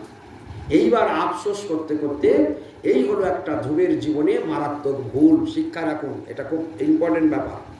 তাহলে ভগবানের কাছে আরাধনা করে ভগবানের কাছে কি চাইতে হয়? ভগবান গোবিন্দ জন্ম জন্মান্তর যেন তোমার সেবা করতে পারে। হ্যাঁ, গৃহে থাকো বনে থাকো সদা হরি বলে ডাকো, সুখে দুঃখে ভুলো নাকো বদনে হরি নাম বলো। গৃহে বা বনেতে থাকো সদা হরি বলে ডাকো। এই জন্য ভগবানের ভক্তগণ যারা যারা তারা কখনোই এই রকম কথা বলবেন না। ধ্রুব সুযোগ পেয়েও একটুখানি ভুলের জন্য এও ভগবানের ইচ্ছা। কিন্তু প্রহ্লাদ মহারাজ যখন, প্রহ্লাদ মহারাজের কথা আমরা তো আসবো পরে, প্রহ্লাদ মহারাজকে যখন ভগবান এসে বলেছিলেন প্রহ্লাদ তুমি বর নাও, তখন প্রহ্লাদ কি বলেছিল শুনেন। ধ্রুবের সঙ্গে প্রহ্লাদ দুজনেই 5 বছর বয়সে ভগবান পেয়েছে। প্রহ্লাদও 5 বছর বয়সে ভগবান পেয়েছে, ধ্রুবও 5 বছরে ভগবান পেয়েছে। হ্যাঁ, না ওটা নয়, দুজনেই 5 বছর বয়সে ভগবান লাভ করেছে। কিন্তু তফাৎটা কোথায় এখানে দেখাচ্ছে? তফাৎটা এই, প্রহ্লাদ মহারাজকে যখন ভগবান নৃসিংহদেব বর দিতে চাইলেন, তখন প্রহ্লাদ মহারাজ বলছে প্রভু বর মানে তো বণিক বৃত্তি, মানে ব্যবসা। আমি তোমায় ভালোবেসেছি, তার বিনিময়ে তুমি আমায় কিছু দিয়ে দেবে। তাহলে আমি তোমায় একটু ভালোবাসলাম, তুমি আমায় কিছু দিয়ে দিলে, এ তো ব্যবসা হলো, এ তো লেনদেন হলো, এটাকে বলা হয় বণিক বৃত্তি। তাই প্রভু বর চাই না, বর যদি দেবে তুই এই বর দাও যেন তোমার চরণে অনন্তকাল আমি সেবা ভক্তি করে যেতে পারি। গৌর তাহলে প্রহ্লাদ মহারাজের বর আর ধ্রুব মহারাজের বর দুটোর মধ্যে তফাৎ আছে। হ্যাঁ, এইখানেই আমাদের ভুল। এই ভুল আমরা ভাগবত শিক্ষা করলাম, এই ভুল যেন আমরা কোনোদিন না করি। ভগবানের মন্দিরে গিয়ে সেবা পূজা করে ভগবানের কাছে যেন কোনো এইরকম সামাজিক কোনো মাইক বস্তু যেন ভগবানের কাছে না চেয়ে বসি, এই ভুল যেন কোনোদিন না করি। যাটুকু তোমরা সেবা করছো এইখানে এই গ্রামে তোমরা সবাই মিলে মিশেই যে হরিভজনের জন্য সবসময় তোমরা উলুধ্বনি করছো, শঙ্করধ্বনি করছো, কীর্তন করছো, তোমরা পাঠ শুনছো, বৈষ্ণবদের আদর যত্ন করছো, উৎসব করছো, এটা তোমাদের কাছে একটা মহাভাগ্য চলছে। তোমরা এখন বুঝতে পারবে না। শাস্ত্র বলছে ভগবান এরকম বলছে যে যাদের সাধু দর্শন হয়, যারা আমার কথা শুনছে, সাধুর দর্শন যারা পেয়েছে, শুধু এইটুকুই আজকের থেকে জেনে রাখো, যারা সাধুর সঙ্গে ট্রানজাকশন হয়েছে, ভগবানের কৃপা হলে তবে সাধুর সঙ্গে দেখা হয়। ভগবানের কৃপা না হলে সাধুর সঙ্গে দেখাও হবে না। ধ্রুবের নারদের সঙ্গে দেখা হবে, তার পিছনে কার হাত ছিল? ভগবান কৃষ্ণের হাত ছিল। তার এখান থেকে প্রমাণ হয়ে গেল কৃষ্ণের আজ্ঞা বিনা কৃষ্ণ প্রসন্ন হলে সাধু দর্শন হয়, সাধুর সঙ্গ লাভ হয়। আর কৃষ্ণ যদি আমার প্রতি প্রসন্ন না হয় তাহলে সাধুর দর্শন মিলবে না। তাহলে এর থেকে কি প্রমাণ হলো? আজকের মন দিয়ে সবাই শুনুন, এবার পাগুটাও কৃষ্ণ এর থেকে কি প্রমাণ হলো? এর থেকে প্রমাণ হলো, আজকের থেকে এই শিক্ষা আমরা লাভ করলাম, সাধুর দর্শন যখন পেয়েছি তাহলে কৃষ্ণের কৃপার লাইট আমাদের উপরে পড়েছে। ভগবানের কৃপা না হলে সাধু দর্শন হয় না। এটাই যদি বাস্তব হয়, এটাই যদি সত্য হয়, তাহলে কৃষ্ণ আমাদের দিকে লক্ষ্য রেখেছেন, ভগবান আমাদের দিকে লক্ষ্য রেখেছেন, তার কৃপা আমরা পেয়েছি, না হলে সাধু দর্শন হয় না। তো এইখানে আমরা ধ্রুব মহারাজের এই উপাখ্যান আমরা শ্রবণ করলাম। সেই ধ্রুব যখন তপস্যা করে গিয়ে ফিরলেন, তারপর তার বিমাতাকে সর্বপ্রথম প্রণাম করলেন। এবং ওই সময় ভগবান আর একটা সুন্দর শিক্ষা দিয়েছিলেন ধ্রুবকে, যখন বলছিলেন ধ্রুব তুমি এখন গিয়ে ফিরে যাও, 36,000 বছর রাজত্ব করো, কিন্তু তুমি যখন গিয়ে ফিরে যাবে তোমার পিতা আদি সমস্ত রাজন্যবর্গ তোমাকে সবাই আদর করবে, কিন্তু তোমার বিমাতা আমার ভক্তের প্রতি যদি কেউ কোনোদিন বিদ্বেষ করে, ভগবানের এই কথাটা খুব ইম্পর্টেন্ট শিক্ষা, সবাই কান খুলে শুনে রাখো। ধ্রুব মহারাজকে ভগবান কি কথা বলেছিলেন? একটা শিক্ষার কথা বলেছিলেন যে আমার ভক্তের বিরুদ্ধে যদি কেউ কোনো কথা বলে, আমার ভক্তের প্রতি যদি কেউ হিংসা করে, তার মঙ্গল আর ইহকাল পরকাল তার মঙ্গল আর হয় না। তাই তুমি ফিরে যাওয়ার পর তোমার ছোট ভাই, তোমার মায়ের যে তোমার প্রতি যে বিদ্বেষ ছিল, আমার ভক্তের প্রতি যে বিদ্বেষ, তার ফলে তোমার ছোট ভাই সে বনে হরিণ শিকার করতে গিয়ে, মৃগয়া করতে গিয়ে তার মৃত্যু হবে, এবং সেই শোকে তা তোমার মানে ছোট মা, হ্যাঁ, ওই তার চিন্তা করতে করতে, তাকে অন্বেষণ করতে করতে বনের দাবানলে পুড়ে মরবে। এত বড় কথা বলেছেন ভগবান, বলে দিয়েছিলেন ধ্রুবকে, আর সেই ঘটনাই ঘটেছে। তাহলে ভগবান পূর্ব থেকেই বলে দিলেন যে বৈষ্ণব বিদ্বেষের ফল, ভক্ত বিদ্বেষের ফল এতটাই তীক্ষ্ণ, তাই কোনোদিন কোনোদিন ভুল করেও কোনোদিন কোনো বৈষ্ণবের পিছনে কোনো সমালোচনা করো না, তাহলে ইহকাল চলে যাবে, পরকাল চলে যাবে, সব ঝরঝরে হয়ে যাবে। হ্যাঁ, বৈষ্ণবের কখনো দোষ দেখতে নাই। কেন বলছে, কিভাবে বৈষ্ণবের দোষ দর্শন করলে? ছোট্ট করে শুনে না, ভগবান তার ভক্তের দোষ দেখতে পায় না। ঠিক যেমন মায়ের আদুরে সন্তানের যত দুষ্টামি হোক না কেন, মা ওটা সব সহ্য করে নেয়, কিছুই দেখতে পায় না, কোনো দোষ যেন তার কাছে দোষই নয়। মায়ের কাছে আদুরে সন্তানের কোনো দোষ যেন দোষ নেই, কারণ সব কিছুই ঠিক আছে, যা করছে একটু বকলো, ওটা স্নেহের বকা, কিন্তু সব কিছু মানিয়ে নেয়, কোনো দোষই মার কাছে ধরা পড়ে না। ঠিক ভগবানের কাছে তার ভক্তের কোনো দোষ ভগবানের চোখে ধরা পড়ে না, কিন্তু যেহেতু তাকে ভালোবাসে, আদর করে, ওই সব দোষগুলো ভগবানের চোখে ধরা পড়ে না। কিন্তু আমি ভক্ত বা আপনি ভক্ত বা যারা ভক্তকুল, তাদের দোষ ভগবানের চোখে ধরা পড়ছে না, ভগবানের চোখে ধরা পড়ছে না, কিন্তু সাধারণ লোক সেই দোষ নিয়ে আলোচনা করছে। সঙ্গে সঙ্গে ভগবান বললেন ওকে আর ছাড়া যাবে না। এই জন্য কৃষ্ণের ভক্তের স্বভাব অজ্ঞ দোষ ক্ষমা করে, কৃষ্ণের স্বভাব ভক্ত নিন্দা সইতে না পারে। কি হলো?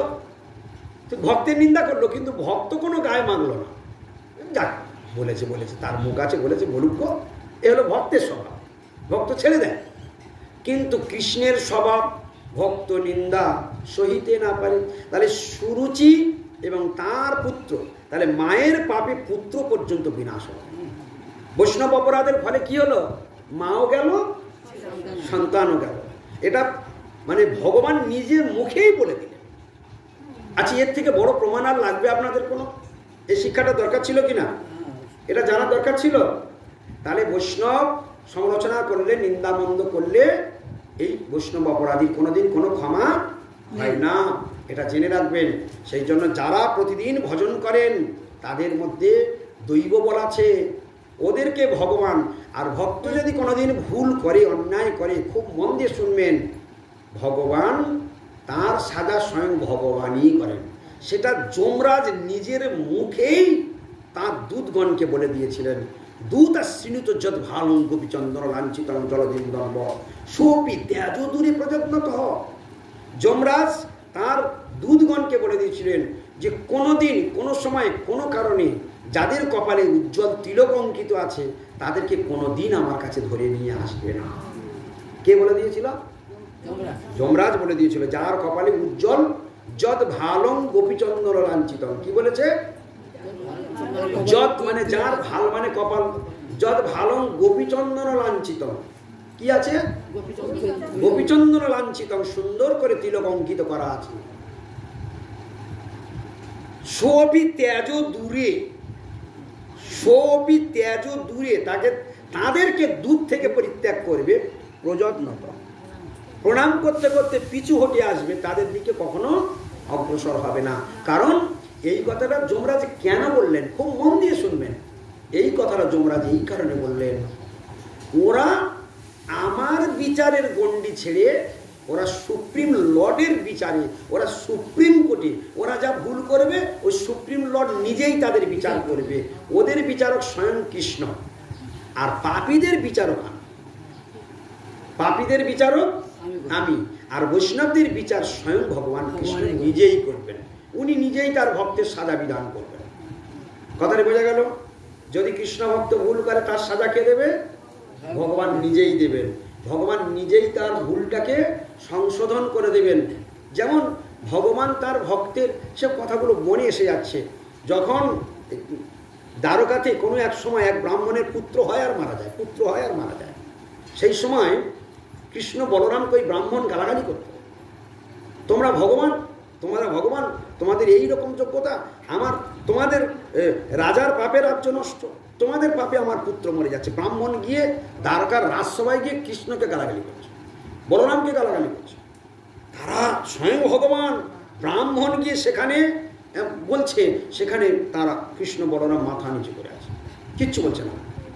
এ কি শিক্ষা? ব্রাহ্মণের উপরে ভগবান কখনো কলম চালায় না, এরকম করে বলছেন।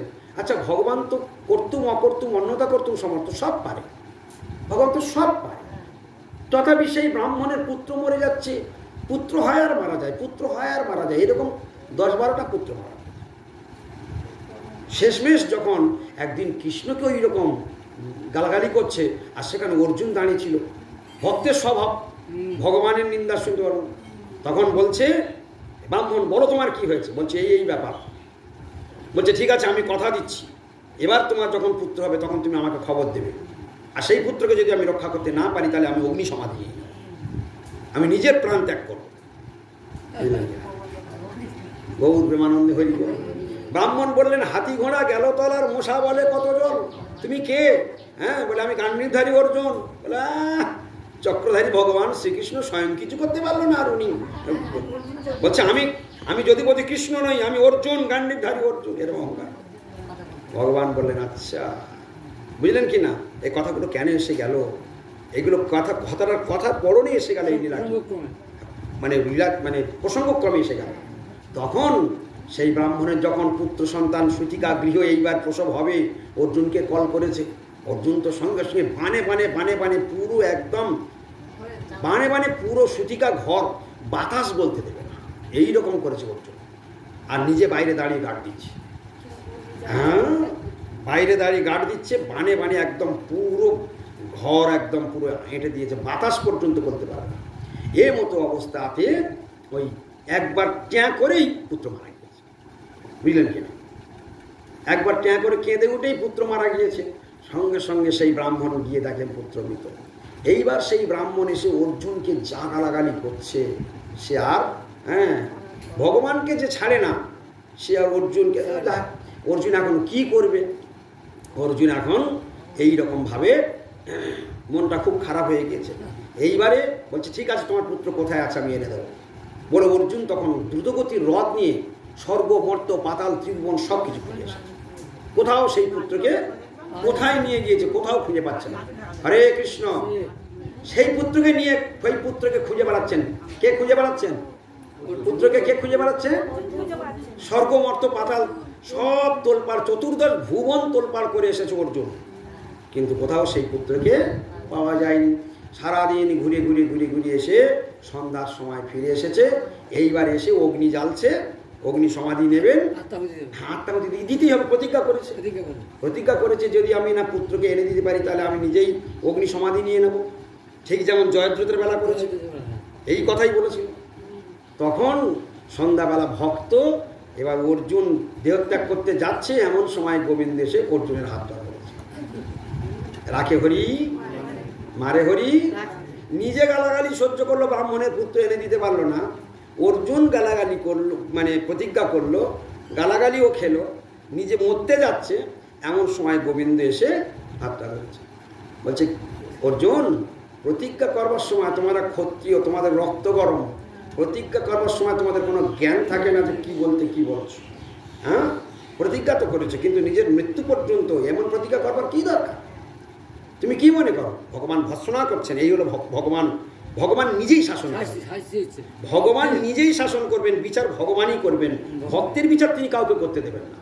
হ্যাঁ, আমার ছেলের বিচার যদি পাড়ার লোকে করতে আসে আমার ভালো লাগবে? ওর মা মারুক, ওর বাবা মারুক, ওর তাতে ঠিক আছে, কিন্তু পাড়ার লোক যদি একটা চড় মেরে মা বাবার সামনে থেকে পার পাবে না, কি কথা ঠিক কিনা? ভগবান ভক্তকে এইরকম স্থানে রেখেছেন, ও আমার, ওর বিচার কে করবে? ওর বিচার আমি করি। এই যে ভক্ত এবং ভগবানের যে গভীর ভালোবাসা, যারা ভগবানকে ভালোবাসে তারা ছাড়াই সব কথা কেউ জানতে পারবে। তখন অর্জুনকে বললেন, অর্জুন ক্ষান্ত হও, তুমি সব খুঁজে এসেছো? বলছে প্রভু আমি সারা ত্রিভুবন খুঁজে এসেছি, কোথাও নাই। বলছে ঠিক আছে চলো। একটা দুরন্ত গতিতে রথ নিলেন, বলে রথ উঠে বসো। ভগবান রথ চালাচ্ছেন, তাহলে কোথায় ঘুরেছে? স্বর্গ মর্ত পাতাল, সারা চতুর্দশ ভুবন ঘুরে এসেছে অর্জুন, তোলপাড় করেছে, কিন্তু কোথাও পায়নি। এইবার ভগবানের রথ নিয়ে ভগবান রথে চড়ে বসেছে, রথ চালাচ্ছেন গোবিন্দ। এইবার আজকের থেকে একটা কথা শুনে নাও, সেই ব্রহ্মাণ্ডের বাইরে 7টা আবরণ আছে। এই যে আমরা ব্রহ্মাণ্ডে আছি, এর বাইরে 7খানা আবরণ আছে। হ্যাঁ, ও যে 7টা আবরণ, পঞ্চভৌতিক আবরণ, এইদিকে 7খানা আবরণ আছে। কোথাও অগ্নি, কোথাও বায়ু, কোথাও জল, কোথাও বাতাস, এইভাবে পর পর পর পর পর পর সমস্ত মানে এক একটা। আর এক একটা আবরণ ব্রহ্মাণ্ডের ব্যাসের ডবল ডবল ডবল ডবল। ব্রহ্মাণ্ডের, আমাদের ব্রহ্মাণ্ডের ব্যাস হচ্ছে 50 কোটি যোজন। আমাদের ব্রহ্মাণ্ড সব থেকে ছোট, আমাদের ব্রহ্মাণ্ড সব থেকে ছোট। ব্রহ্মাণ্ডের আয়তন কিভাবে নির্ণয় হয় না, ব্রহ্মার মাথার তারতম্য অনুসারে 4 মাথা, 10 মাথা, 20 মাথা, 50 মাথা, 70 মাথা, 80 মাথা, 100 মাথা, 200 মাথা, 500 মাথা, 1000 মাথা ব্রহ্মা। যে ব্রহ্মার মাথার পরিমাণ যত বেশি হবে ব্রহ্মাণ্ডের আয়তন তত বেশি। তো আমাদের ব্রহ্মার 4টি মাথা, আমাদের ব্রহ্মাণ্ডের ব্রহ্মার 4টি মাথা। অহংকার করেছিল যে আমিই ব্রহ্মা, তার সাজা গোবিন্দ দিয়েছেন তার কাছে, হ্যাঁ, বৈকুণ্ঠ লোকে। যাই হোক, তো সেইখানে আমরা অধিকার যাচ্ছি না। এখন আমাদের ব্রহ্মাণ্ডের ব্যাস হলো 50 কোটি যোজন। ব্যাস মানে বোঝো? ব্যাস মানে হচ্ছে এই যে গোলাকারটা দেখতে পাচ্ছ, এই যে গোলাকারটা, এই গোলাকার এ মাথা থেকে বিন্দু, মধ্যবিন্দু ছেদ করে এটা যদি আসে, এটা ব্যাস। আর মধ্যবিন্দু থেকে যেদিকে যাবে ব্যাস অর্ধ, ব্যাসার্ধ, তাহলে অর্ধ হলে ব্যাসার্ধ। আর পুরো মধ্যবিন্দু ছেদ করে যেটা যাবে সেটা হলো ব্যাস। তো আমাদের ব্রহ্মাণ্ডের ব্যাস হলো 50 কোটি যোজন। তার প্রথমে এই যে এবার ব্রহ্মাণ্ডের বাইরে যে 7টি আবরণ আছে, তার পরের যে আবরণটা আছে, ব্রহ্মাণ্ডের বাইরে যে প্রথম আবরণ আছে সেটা হলো 100 কোটি যোজন। তারপরের আবরণ 200 কোটি যোজন, তার পরের আবরণ 400 কোটি যোজন, তার পরের আবরণ 800 কোটি যোজন, তার পরের আবরণ 1600 কোটি যোজন।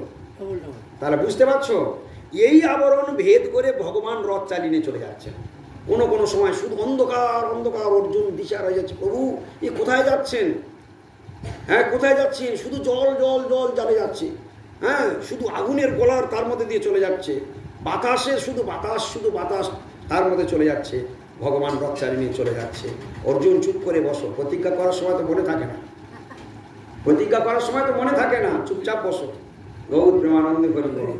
হ্যাঁ, তো এইভাবে সেইখানে নিয়ে গেল, একদম ব্রহ্মাণ্ডের বাইরে নিয়ে চলে গেল, ব্রহ্মাণ্ডের বাইরে নিয়ে চলে গেল। ব্রহ্মাণ্ডের বাইরে গিয়ে সেইখানে, যেইখানে সেই পুত্র আছে, ভগবান ডাইরেক্ট সেইখানে নিয়ে গেল। তাহলে ব্রাহ্মণের এত গালাগালি খাবার কি দরকার ছিল? এটা এনে দিলি তো ঝামেলা চুকে যেত। কৃষ্ণ বলরামের এত গালাগালি খাবার কোনো দরকার ছিল? ব্রাহ্মণের এই ভৎসনা কটু বাক্য কেন তিনি শ্রবণ করলেন? ভক্তের মহিমাকে জগতে তার করবার জন্য। এই হলো ভগবান, নিজে সব করবেন আর মহিমাটা তার ভক্তকেই দিয়ে। ভগবানের কিরকম মহিমা, ভগবান ভগবান ভগবানকে চিনতে শিখুন। ভগবানের চরণ ধরে থাকলে আর বিশ্ব সংসারে তার জলে জঙ্গলে কোথাও পার নাই। যে ভগবান গোবিন্দের চরণে আছে সে একদম নিশ্চিন্তে থাকবে, কবে যে ভব সমুদ্র পার হয়ে চলে যাবে। ওই চরণ নৌকায় সার করে বসে থাকো, আর কিচ্ছু লাগবে না, অনায়াসে ভব সমুদ্র পার হয়ে চলে যাবে। অর্জুনের কিভাবে প্রাণ বাঁচাচ্ছে দেখুন।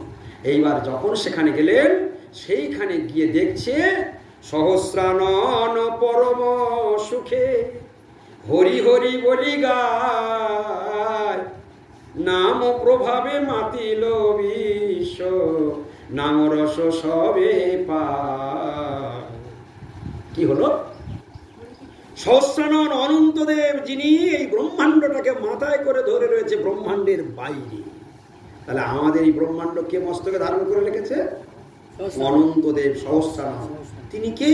বলদেব প্রভু।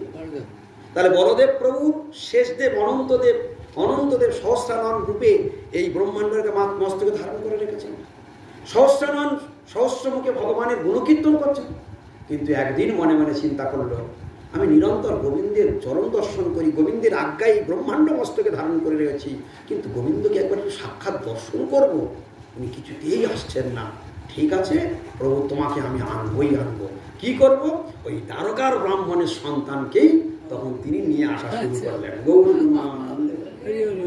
যতগুলো পুত্র মরে তৎক্ষণাৎ নিয়ে চলে আসে। ওই জন্য এত গালাগালি করা সত্ত্বেও ভগবান অন্তর্যামী, সব জানেন এ পুত্র কোথায় যাচ্ছে, এসব পুত্র কোথায় যাচ্ছে কে নিয়ে। সঙ্গে বলরাম তো ভয়ঙ্কর রাগী, কৃষ্ণের উপরে কেউ কথা বললে বলরাম তার আর বাঁচাবে না, বা বলরামের উপর কথা বললে বলরাম তাকে বাঁচাবে না। ভগবান বলরাম খুব ক্রোধী, হ্যাঁ, কিন্তু সেই ব্রাহ্মণের গালাগালি নিজে কৃষ্ণের মানে অপমান সহ্য করছেন, নিজের অপমানও সহ্য করছেন, কারণ ওই বলদেব প্রভু জানে যে কি ঘটনা আছে। কৃষ্ণও সব জানে, বলদেব প্রভু সব জানে। এই হলো ভগবান, এই হলো ভগবান।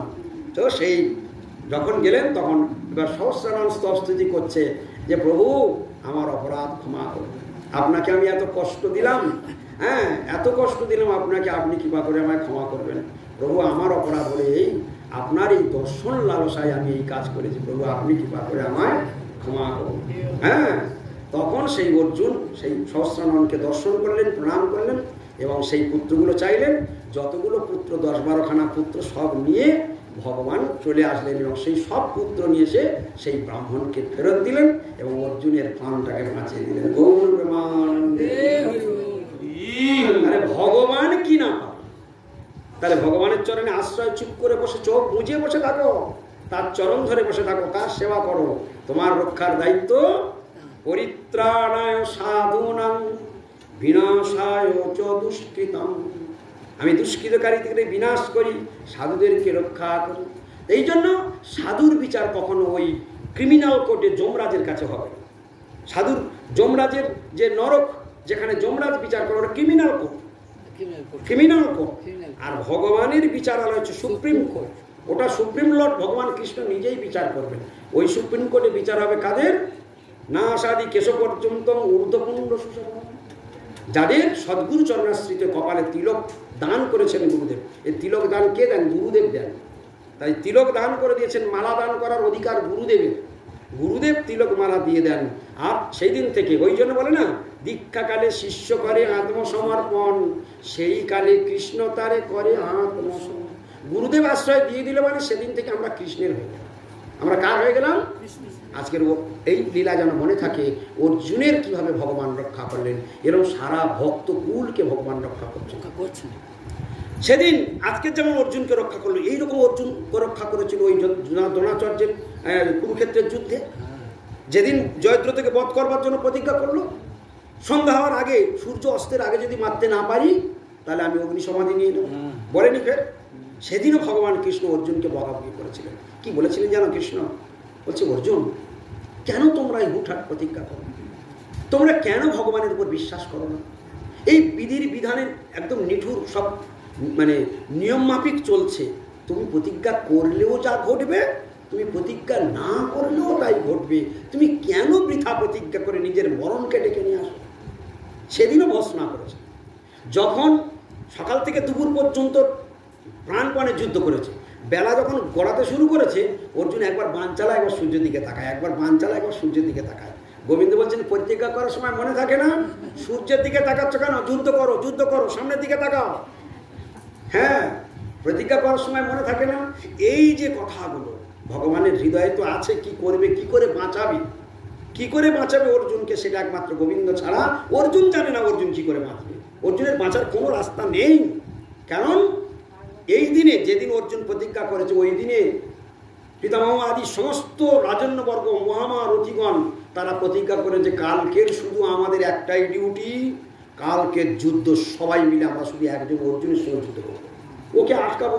সকাল থেকে সন্ধ্যা পর্যন্ত যুদ্ধ করে অর্জুনকে আটকে দেবো। সূর্য অস্ত যাবে আর অর্জুন নিজে অগ্নিসমাধি মরে যাবে। অর্জুন মরে গেল মানে 4 ভাইকে বন্দি বানিয়ে সঙ্গে সঙ্গে কুরুক্ষেত্রের যুদ্ধ শেষ, হস্তিনাপুর সভা।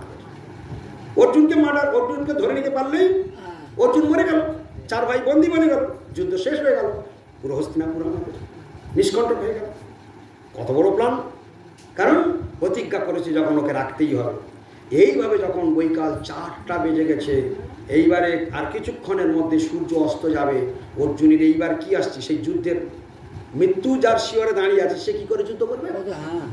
হ্যাঁ, কেউ যদি জানে, আরে ভাই, কেউ যদি জানে যে আর 1 ঘন্টা পরে মরবো, তার যদি 20খানা তরকারি করে ভালো করে যত্ন করে খেতে দেওয়া হয়, হ্যাঁ, সে খুব আদর করে খাবে তো?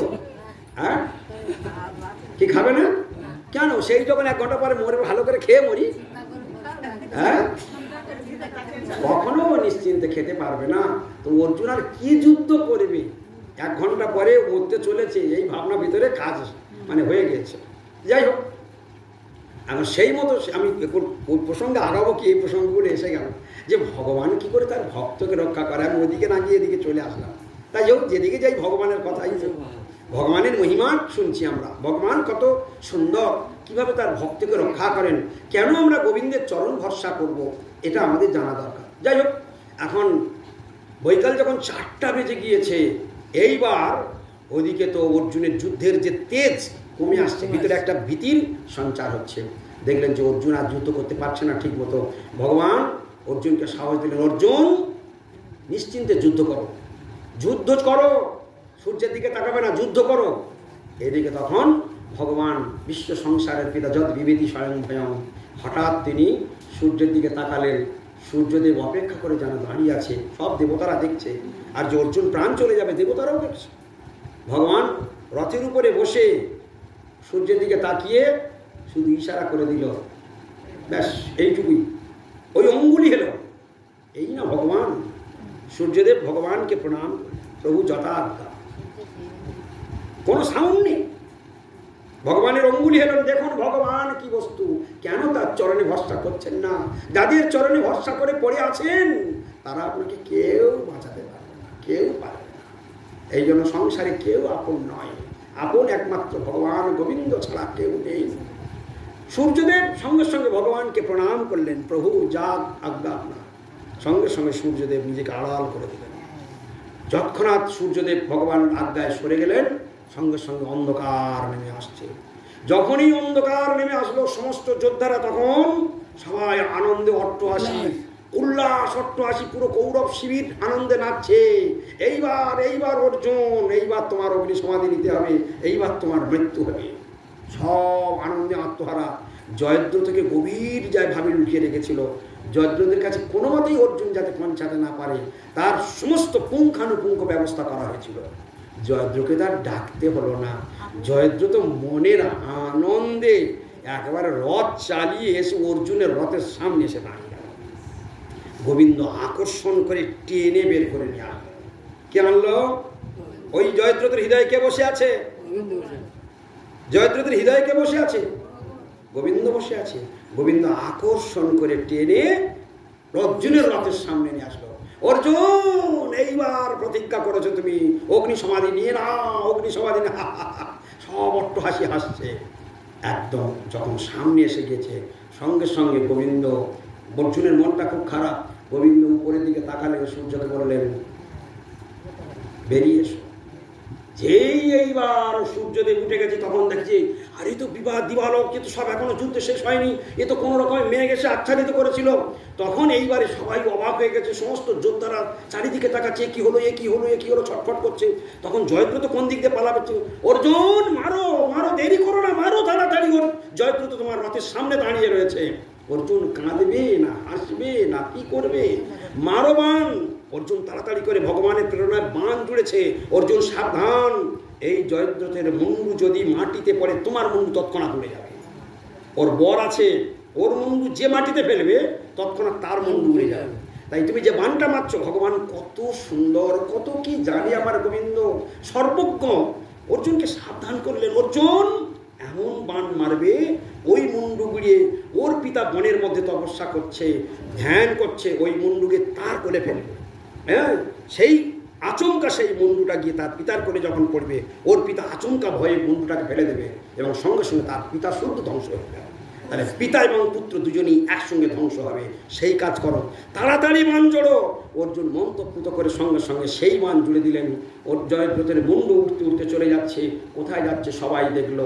সেই যুদ্ধের হাহাকার পড়ে গেল, জয়দ্রথের মৃত্যু হয়ে গেল এবং সমস্ত রাজন্যবর্গ সমস্ত যুদ্ধে পরাজয় স্বীকার করে সেখানটাতে বিদায় নিয়ে নিল।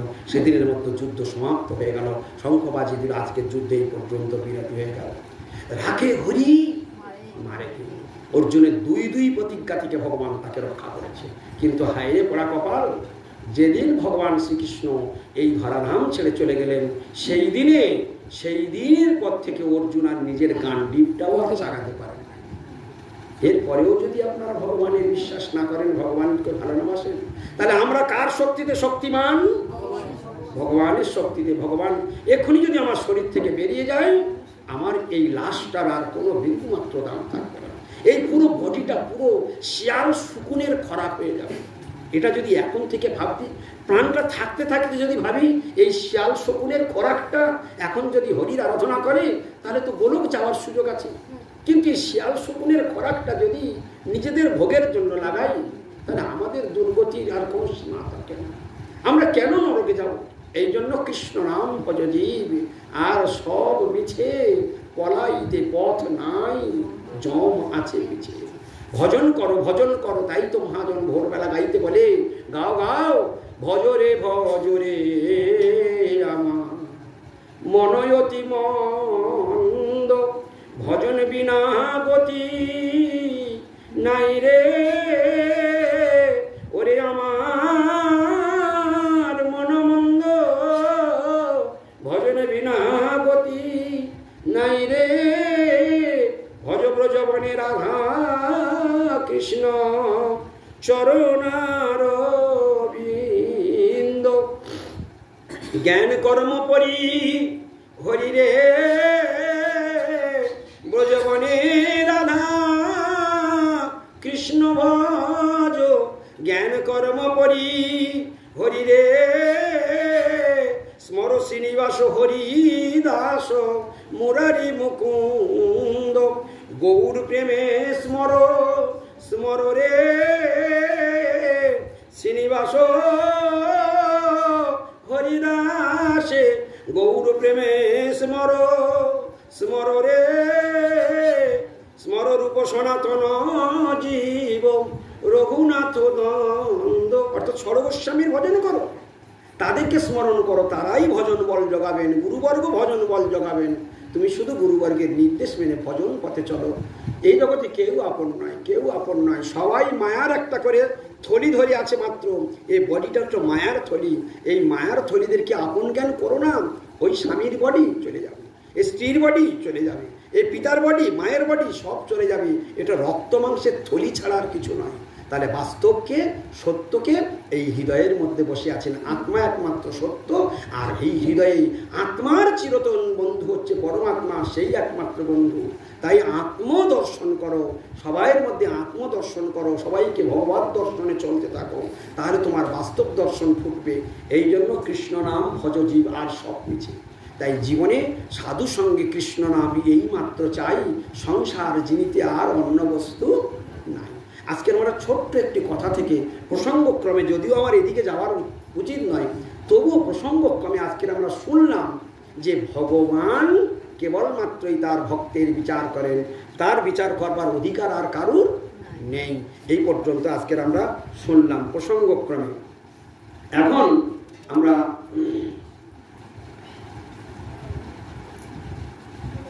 ভক্ত ধ্রুবের কথা আমরা শুনলাম। সেই ধ্রুব মহারাজের বংশে, সেই ধ্রুব মহারাজের বংশে এসেছিলেন অঙ্গরাজ বেন। ভালো করে শুনবেন, মন দিয়ে শুনে যাবেন। সেই ধ্রুব মহারাজের রাজত্ব শেষ হয়ে গেল, আমি ওদিকে যাচ্ছি না। সেই ধ্রুব মহারাজের বংশে এসেছিলেন কে? অঙ্গরাজ। মনে রাখবেন, অঙ্গরাজ। অঙ্গরাজ ছিলেন মহাবৈষ্ণব, মহাধার্মিক। হরে কৃষ্ণ।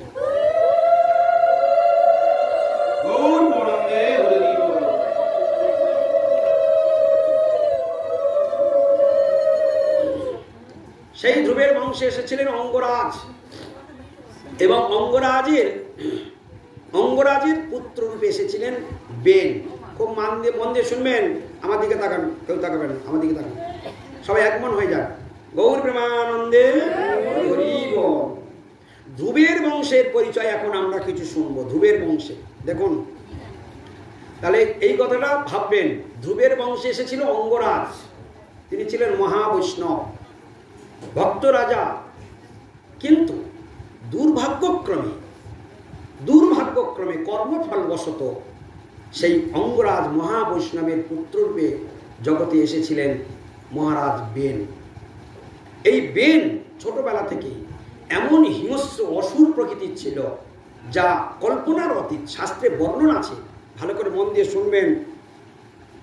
এখন ছোটবেলাতে বাচ্চাদের সঙ্গে যখন ওই বেন খেলা করতে যেত, খেলা করতে করতে বাচ্চারা যখন খেলা করত, কেউ যদি তার কাছে কারো কাছে যদি ও হেরে যেত বা কোনো একটু ছোট কথা কাটাকাটি হতো, সঙ্গে সঙ্গে নৃশংসভাবে তাকে সেই স্থানে মেরে ফেলত।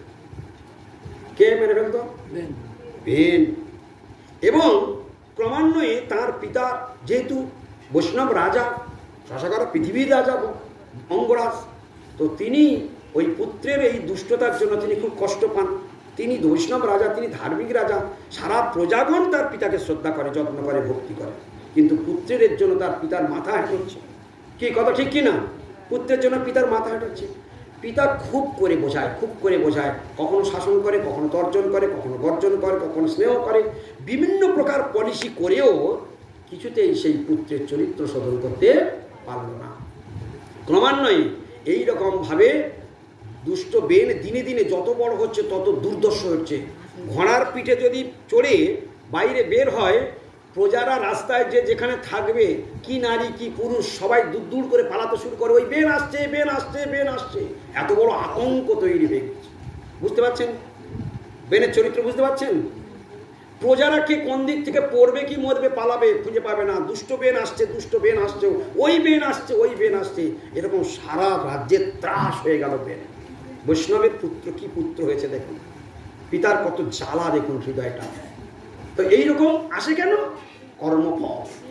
কর্মফল। আমাদের পুত্র নয়, কর্মফল রূপে আমার কাছে এসেছেন।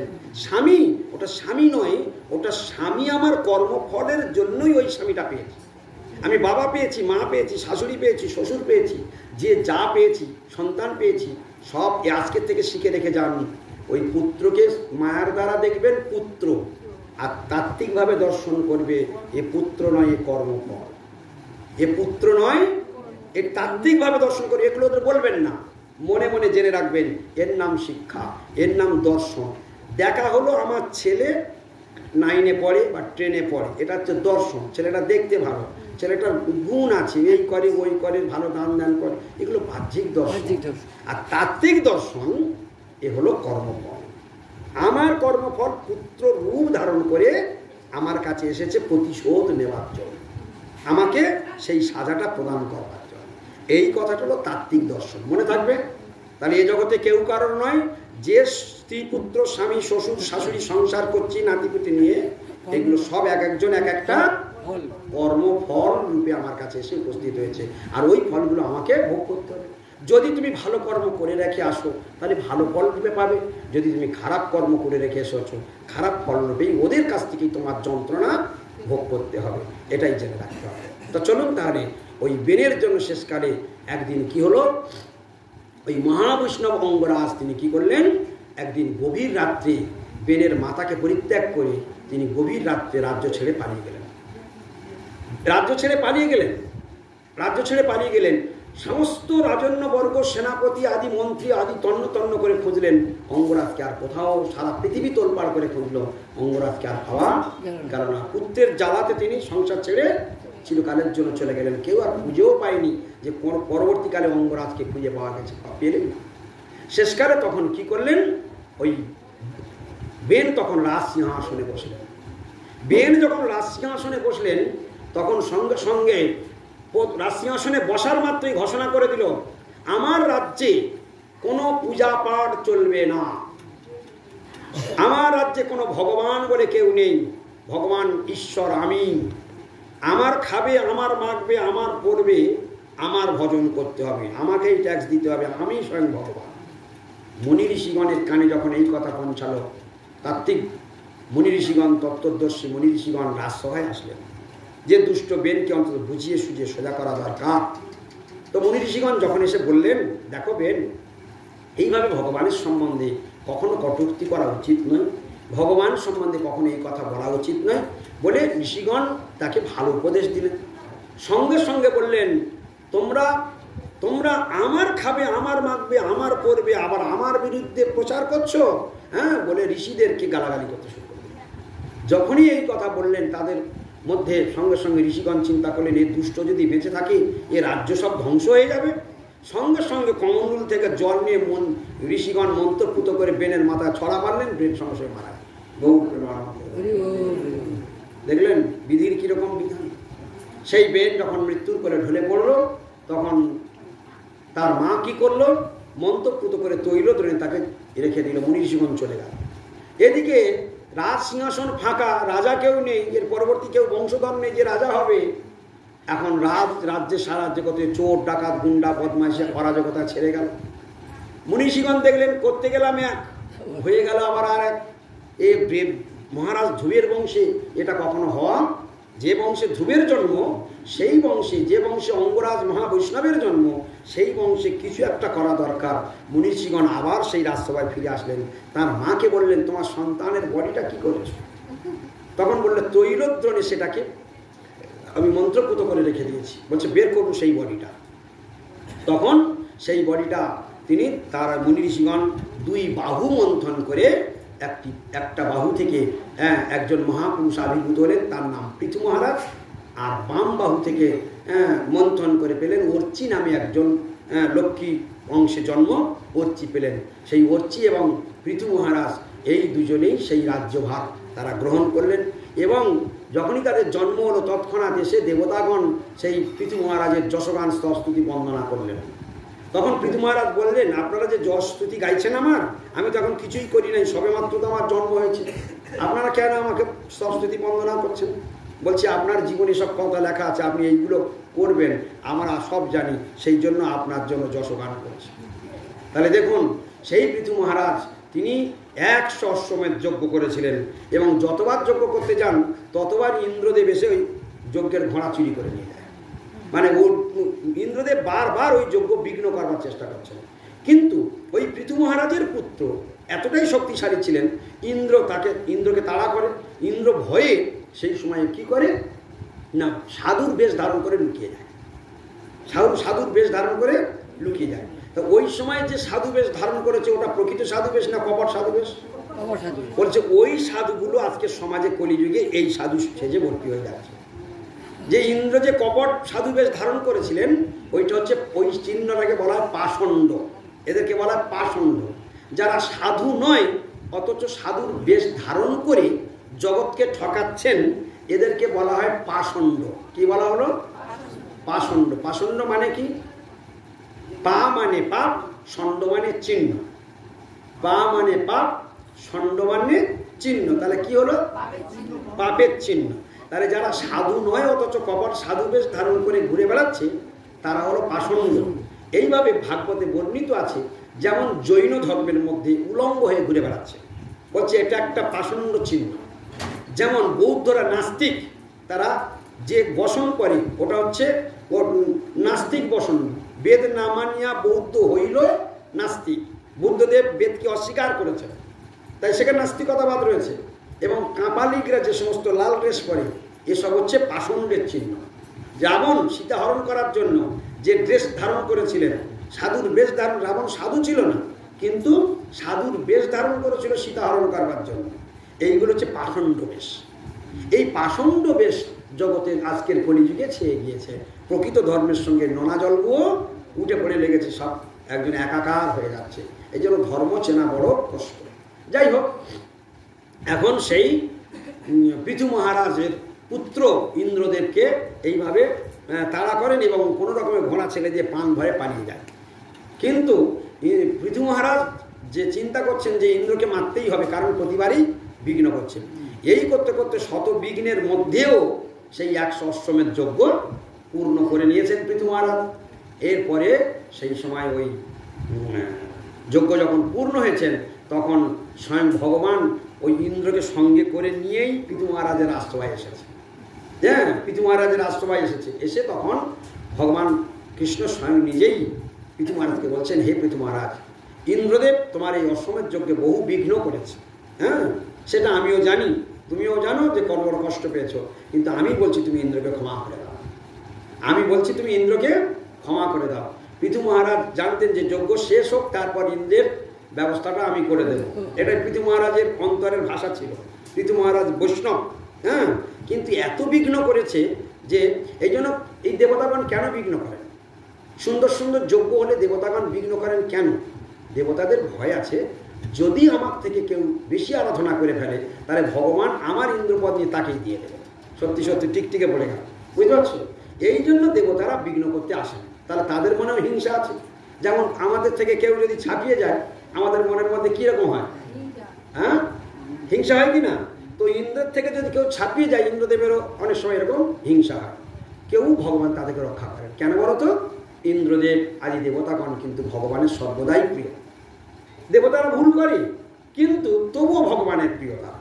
এইটাই এই যে আগে আমরা শুনছিলাম না, ভক্ত যদি ভুলও করে সে বিচার কে করে? ভগবান করে। ভগবান স্বয়ং নিজে এসে ইন্দ্র ভয়ে আসতে পারছে না পৃথু মহারাজের কাছে। দেখুন এই শিক্ষাগুলোর দিন আমরা প্রথমে যেটা শুনলাম না, ইন্দ্র ভয়ে আসতে পারছে না, ধরবে তো। তার আগে গোবিন্দের স্মরণ নিয়েছে, গোবিন্দ তখন ইন্দ্রকে সঙ্গে করে নিয়ে এসে ওই পৃথু মহারাজের বলার আগেই ভগবান বলছেন, তোমার যজ্ঞে আমি প্রসন্ন হয়েছি, কিন্তু আমার একটা নিবেদন, তোমার এই যজ্ঞে ইন্দ্র অনেক বিঘ্ন করেছে, তাই আমি বলছি তুমি ইন্দ্র আমার সঙ্গে এসে তুমি ওকে ক্ষমা করে দাও। তখন পৃথু মহারাজ বললেন, প্রভু আপনি যখন বলছেন আমি ইন্দ্রকে ক্ষমাই করে দিলাম। গৌর প্রেমানন্দ। তাহলে রাখে হরি, মারে হরি। তাহলে প্রতি পদে পদে ভগবানের হাত, যেখানেই যাবে গোবিন্দের হাত ছাড়া কোথাও গতি নাই, গতি নাই, গতি নাই। তাই আজকের মনীশ্বরে যে ভাগবত কথা চলছে, যে আমরা এই কয়েকদিন ব্যাপী যে কৃষ্ণ কথা শ্রবণ কথা সৌভাগ্য পাচ্ছি, এটা কি খুব কম কথা? আমরা কাকে নিয়ে চর্চা করার সুযোগ পেয়েছি? ভগবানকে নিয়ে চর্চা করার সুযোগ পেয়েছি। আমাদের মানব জীবনটাই তো হরি আরাধনার জন্য, হরি কথা শ্রবণ করবার জন্য, হরি কথা পান করবার জন্য, হরি প্রসাদ পাবার জন্য, হরি কীর্তন করবার জন্য, হরির মন্দিরে পরিক্রমা করবার জন্য, তুলসী মন্দির পরিক্রমা করবার জন্য। এই জন্য মহাজনগণ প্রণাম করে বলছেন, কি সুন্দর কথা বলছেন। মহাজন প্রণাম করে ভগবানকে কি বলছে শুনবেন। জিহবে কীর্তয় কেশবং মুররিপুং চেতভজ শ্রীধরং পানি দ্বন্দ্ব সমর্চাচ্যুত কথা সত্রদয়ন্তং শ্রীণ কৃষ্ণং লোকয় লোচনদয় হরির গচ্ছাঙ্গি যুগ্মালয়ং জিগ্রঘ্রাণ মুকুন্দ পাদ তুলসী মূর্ধন্যমদক্ষজং। দেখুন ভক্ত কিভাবে ভগবানের কাছে প্রার্থনা করছেন, দেখুন। হ্যাঁ, এবং নিজের ইন্দ্রিয়গুলোকে কিভাবে কাজে লাগাবে বলছে, শুনুন। বলছে ভক্ত বলছে, জিহবে কীর্তয় কেশবং, ওরে আমার জিহবা তুমি কেশবের কীর্তন করো। ভালো করে শিখে রাখুন, পয়েন্ট টু পয়েন্ট। প্রথমে জিহবাকে ধরেছে, জিহবে জিহবে কীর্তয় কেশবং, ওরে জিহবা আমার তোমার চরণ ধরে বলছি, তুমি অন্য কথা বলো না, তুমি কেশবের কীর্তন করো। মুররিপুং চেতভজ শ্রীধরং, মুররিপুং চেতভজ শ্রীধরং, হে আমার চিত্ত, ওরে আমার চিত্ত, ওরে আমার মন, তুমি মুররিপু অর্থাৎ মুরদৈত্যের শত্রু ভগবান শ্রীধরকে তুমি স্মরণ করো। আর কি বলছে, পানি দ্বন্দ্ব সমর্চয়, পানি মানে হাত, দ্বন্দ্ব মানে দুই, ওরে আমার দুইটি হাত, পানি দ্বন্দ্ব সমর্চয়, পানি দ্বন্দ্ব সমর্চয়। হ্যাঁ, তুমি এই দুটি হাত, ওরে আমার দুটি হাত, তুমি ভগবানের শ্রীধরের অর্চন করো, ভগবান নারায়ণের অর্চন করো। সমর্চয় অচ্যুত কথা সত্রদয়ং তং শ্রীণু, অচ্যুত কথা সত্রদয়ং তং শ্রীণু। হ্যাঁ, ওরে আমার দুটি শ্রবণ বিবর, ওরে আমার দুটি কর্ণ, তোমরা ভগবান অচ্যুতের কথা শ্রবণ করো। তাহলে আমাদের কান দুটো কোন কথা শ্রবণ করবার জন্য নিযুক্ত করা উচিত? আজকের আমরা কান দুটিকে কোন কথায় নিযুক্ত করেছি? আমরা ব্রত নিয়েছি যে 7 দিন আমরা আমাদের কর্ণ দুটিকে ভগবানের কথায় নিযুক্ত রাখবো। হ্যাঁ, তাই পরিষ্কার বলে দিয়েছেন। কি বললেন? অচ্যুত কথা। অচ্যুত কথা মানে কি? অচ্যুত মানে ভগবান শ্রীকৃষ্ণের আর এক নাম হলো অচ্যুত। তাহলে কৃষ্ণের আর এক নাম অচ্যুত কথা সত্রদয়ং, সত্রদয়ং তং শ্রীণু, তুমি শ্রবণ করো, তং শ্রীণু শ্রবণ করো, ওরে আমার দুটি কর্ণ, তুমি অচ্যুত ভগবানের কথা শ্রবণ করো। আর কি বলছে? এবার বলছি কৃষ্ণং লোকয় লোচনদয়, ওরে আমার দুটি নয়ন, হ্যাঁ লোচনদয়, লোচনদয় মানে দুই, লোচন মানে ওরে আমার চক্ষুদয়, কৃষ্ণং লোকয়, দর্শন যদি করতে হয় কৃষ্ণকে দর্শন করে ওরে আমার নয়ন দুটি। কি বোঝা যাচ্ছে কিছু? আর হরের গচ্ছাঙ্গি যুগ্মালয়, হরের গচ্ছাঙ্গি যুগ্মালয়, হরের গচ্ছাঙ্গি যুগ্মালয়, কিছু বুঝতে পারছো? হরের গচ্ছাঙ্গি, অঙ্ঘ্রি মানে দুটি চরণ, হরের গচ্ছাঙ্গি যুগ্ম, অঙ্ঘ্রি যুগ্ম, এসব কথা জীবনে বুঝতেও পারবে না কোনোদিন সাধুসঙ্গ না হলে। অঙ্ঘ্রি মানে চরণ, যুগ্ম মানে দুই, ওরে আমার দুটি পা, হ্যাঁ হরের গচ্ছাঙ্গি যুগ্মালয়, হ্যাঁ বলছে হরের আলয়, হরের আলয় মানে মন্দির, হরের আলয়, হরের আলয় মানে হরির মন্দির, হরের মন্দির অর্থাৎ হরের আলয়, অঙ্ঘ্রি যুগ্ম, ওরে আমার দুটি পা তুমি হরি মন্দির পরিক্রমা করো, হরের গচ্ছাঙ্গি যুগ্মালয় অর্থাৎ দুটি চরণ দ্বারা হরির মন্দির পরিক্রমা করো। আর কি বলছে? জিগ্রঘ্রাণ মুকুন্দ পাদ তুলসী, জিগ্রঘ্রাণ মুকুন্দ পাদ তুলসী, ওরে আমার জিহ্বা ভগবান মুকুন্দের চরণে, কৃষ্ণের চরণে যে প্রত্যেক দিন ফুল চন্দন তুলসী পাতা দাও, সেই তুলসী পাতা নৈবেদ্য চন্দন ফুলের ঘ্রাণ প্রত্যেক দিন তুমি গ্রহণ করো। জিগ্রঘ্রাণ ওরে আমার নাসিকা, ওরে আমার নাসিকা, জিগ্রঘ্রাণ ঘ্রাণ নাও, জিগ্রঘ্রাণ মুকুন্দ পাদ তুলসী, ভগবানের চরণে যে চন্দন তুলসী অর্পিত করা হয়েছে তার ঘ্রাণটা প্রতিদিন তুমি নাও। আর কি বললেন?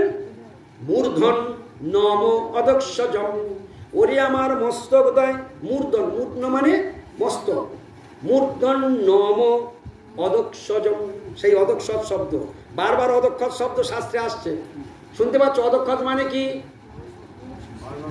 অদক্ষজ মানে কি? অদক্ষজ মানে কি? কে বলতে পারবে? কে বলতে পারবে? হাত তোলো। বৈষ্ণবী একাই হাত তুলেছে, আর কে বলো? অদক্ষজ মানে কি? প্রথম দিনও বলেছি, গতকালও বলেছি, ফের আজও বলেছি, প্রত্যেকদিন শ্লোকের মধ্যে এই শব্দটা আসছে এবং ব্যাখ্যাও করে দিয়েছি। অদক্ষজ মানে কি? দেখছো এইরকম শ্রবণ করলে কি করে হবে? প্রথম দিনে বলেছি, দ্বিতীয় দিনে বলেছি, আজও বলছি। অদক্ষজ মানে ভগবান শ্রীকৃষ্ণের আর এক নাম হলো অদক্ষজ। কেন তার নাম অদক্ষজ হলো? এই ইন্দ্রিয়ের দ্বারা তাকে দর্শন করা যায় না, হ্যাঁ বাহ্যিক ইন্দ্রিয়ের দ্বারা তাকে দর্শন করা যায় না, তিনি ইন্দ্রিয় জ্ঞানের অতীত। সেই জন্য বলেছিলাম ভয় পাবার কিচ্ছু নেই, সাধন ভজন করতে করতে যেদিন ইন্দ্রিয় চিন্ময় হবে সেই দিন ভগবান স্বয়মেব স্ফুরত্বৎ সামনে এসে দাঁড়িয়ে যাবে। এ কথা বলা হয়নি? 2 দিনেই বলেছি, আবার ফের 3 দিনের মাথায় বললাম। কেন? শাস্ত্রের প্রতিপদে এই অদক্ষজ শব্দটা চলে আসছে। মূর্ধন নম, মূর্ধন নম, মস্তক দ্বারা নমস্কার করো, অদক্ষজ অর্থাৎ অদক্ষজ ভগবান কৃষ্ণকে মস্তক দ্বারা প্রণিপাত করো, নমস্কার করো। তাহলে যতগুলো অঙ্গ প্রত্যঙ্গ ইন্দ্রিয় আছে সবগুলো দিয়ে কি করতে বললো? ভগবানের সেবা করতে বললো। কার কি কি কাজ বললো সব মনে আছে তো, সব মুখস্থ করে নিয়েছে। কারণ শুরুটা কোথা থেকে হয়েছিল? শুরু হয়েছিল কি দিয়ে? শুরু হয়েছিল জিহ্বা দিয়ে, আর শেষ হলো কোথা দিয়ে? মস্তক দিয়ে শেষ হলো। শুরু হয়েছিল, তাহলে জিহ্বা কি করতে বলেছে? কৃষ্ণ কীর্তন করতে বলেছে। তারপর কি বলেছে? তারপর চিত্ত, মনকে বলেছে যে তুমি মরুরূপ শ্রীধর নারায়ণকে তুমি স্মরণ করো, এবং নারায়ণ তারপর বলছে পানিদ্বন্দ্ব। প্রথমে জিহ্বা বলেছে, তারপর চিত্তকে বলেছে। ওই যে মুররিপুং চেত, চেত মানে ওরে আমার চিত্ত ভজ, হ্যাঁ অর্থাৎ সেবা করো। মুররিপুং চেত ভজ শ্রীধরং অর্থাৎ শ্রীধরের তুমি সেবা করো, হ্যাঁ মুররিপুং চেত ভজ শ্রীধরং। পানিদ্বন্দ্ব, এবার হাত দুটো, তাহলে জিহ্বা হলো, চিত্ত হলো, হাত হলো, গুনে যাও। পানিদ্বন্দ্ব সমর্চয় অর্থাৎ ভগবানের সমর্চনা অর্চন করো, পূজা করো, আরতি করো, ফুল দাও, মালা গাতো, তুমি ভগবানের অর্চন করো। পূজা, অর্চন মানে পূজা, পূজা করো। তাহলে 3 হলো। আর কি বলেছে? অচ্যুত কথা শ্রোত্রদয়ং তং শ্রীণু। শ্রোত্রদয়ং, ওরে আমার 2টি কর্ণ। ক নম্বর হচ্ছে? 4। তাহলে কর্ণদয়কে কি বলেছে? নিরন্তর অচ্যুত কথা, কৃষ্ণ কথা শ্রবণ করো। তারপর কি বলেছে? কৃষ্ণ লোকয় লোচনদয়, ওরে আমার নয়ন 2টি, নিরন্তর কৃষ্ণকে দর্শন করো। কটা হলো? 5টা হলো। তারপর বলছে হরের গচ্ছাঙ্গী যুগ্মালয়ং, ওরে আমার পদদয়, নিরন্তর ভগবান শ্রীহরির মন্দির পরিক্রমা করো। ভগবান হরের আলয়ং, আলয় মানে ঘর, হরে মানে হরি, হরির আলয় মানে হরি মন্দির পরিক্রমা করো। আর কি বললো? জিগ্রঘ্রাণ মুকুন্দ পাদ তুলসী।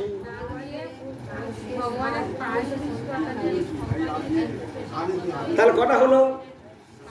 7টা হলো। আর কি বলছে? মূর্ধন্যম অদক্ষজম, আর ওরে আমার মস্তক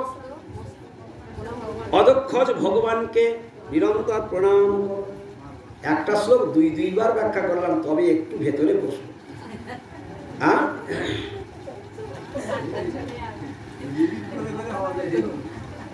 এই জন্য আমি হচ্ছে মানে আমার স্বভাবটা এইরকমই হয়ে গিয়েছে। আমার মনে হয় যে সব মেঘের মতো আকাশে ভেসে ভেসে গেল, কিছু ভেতরে ঢুকলো।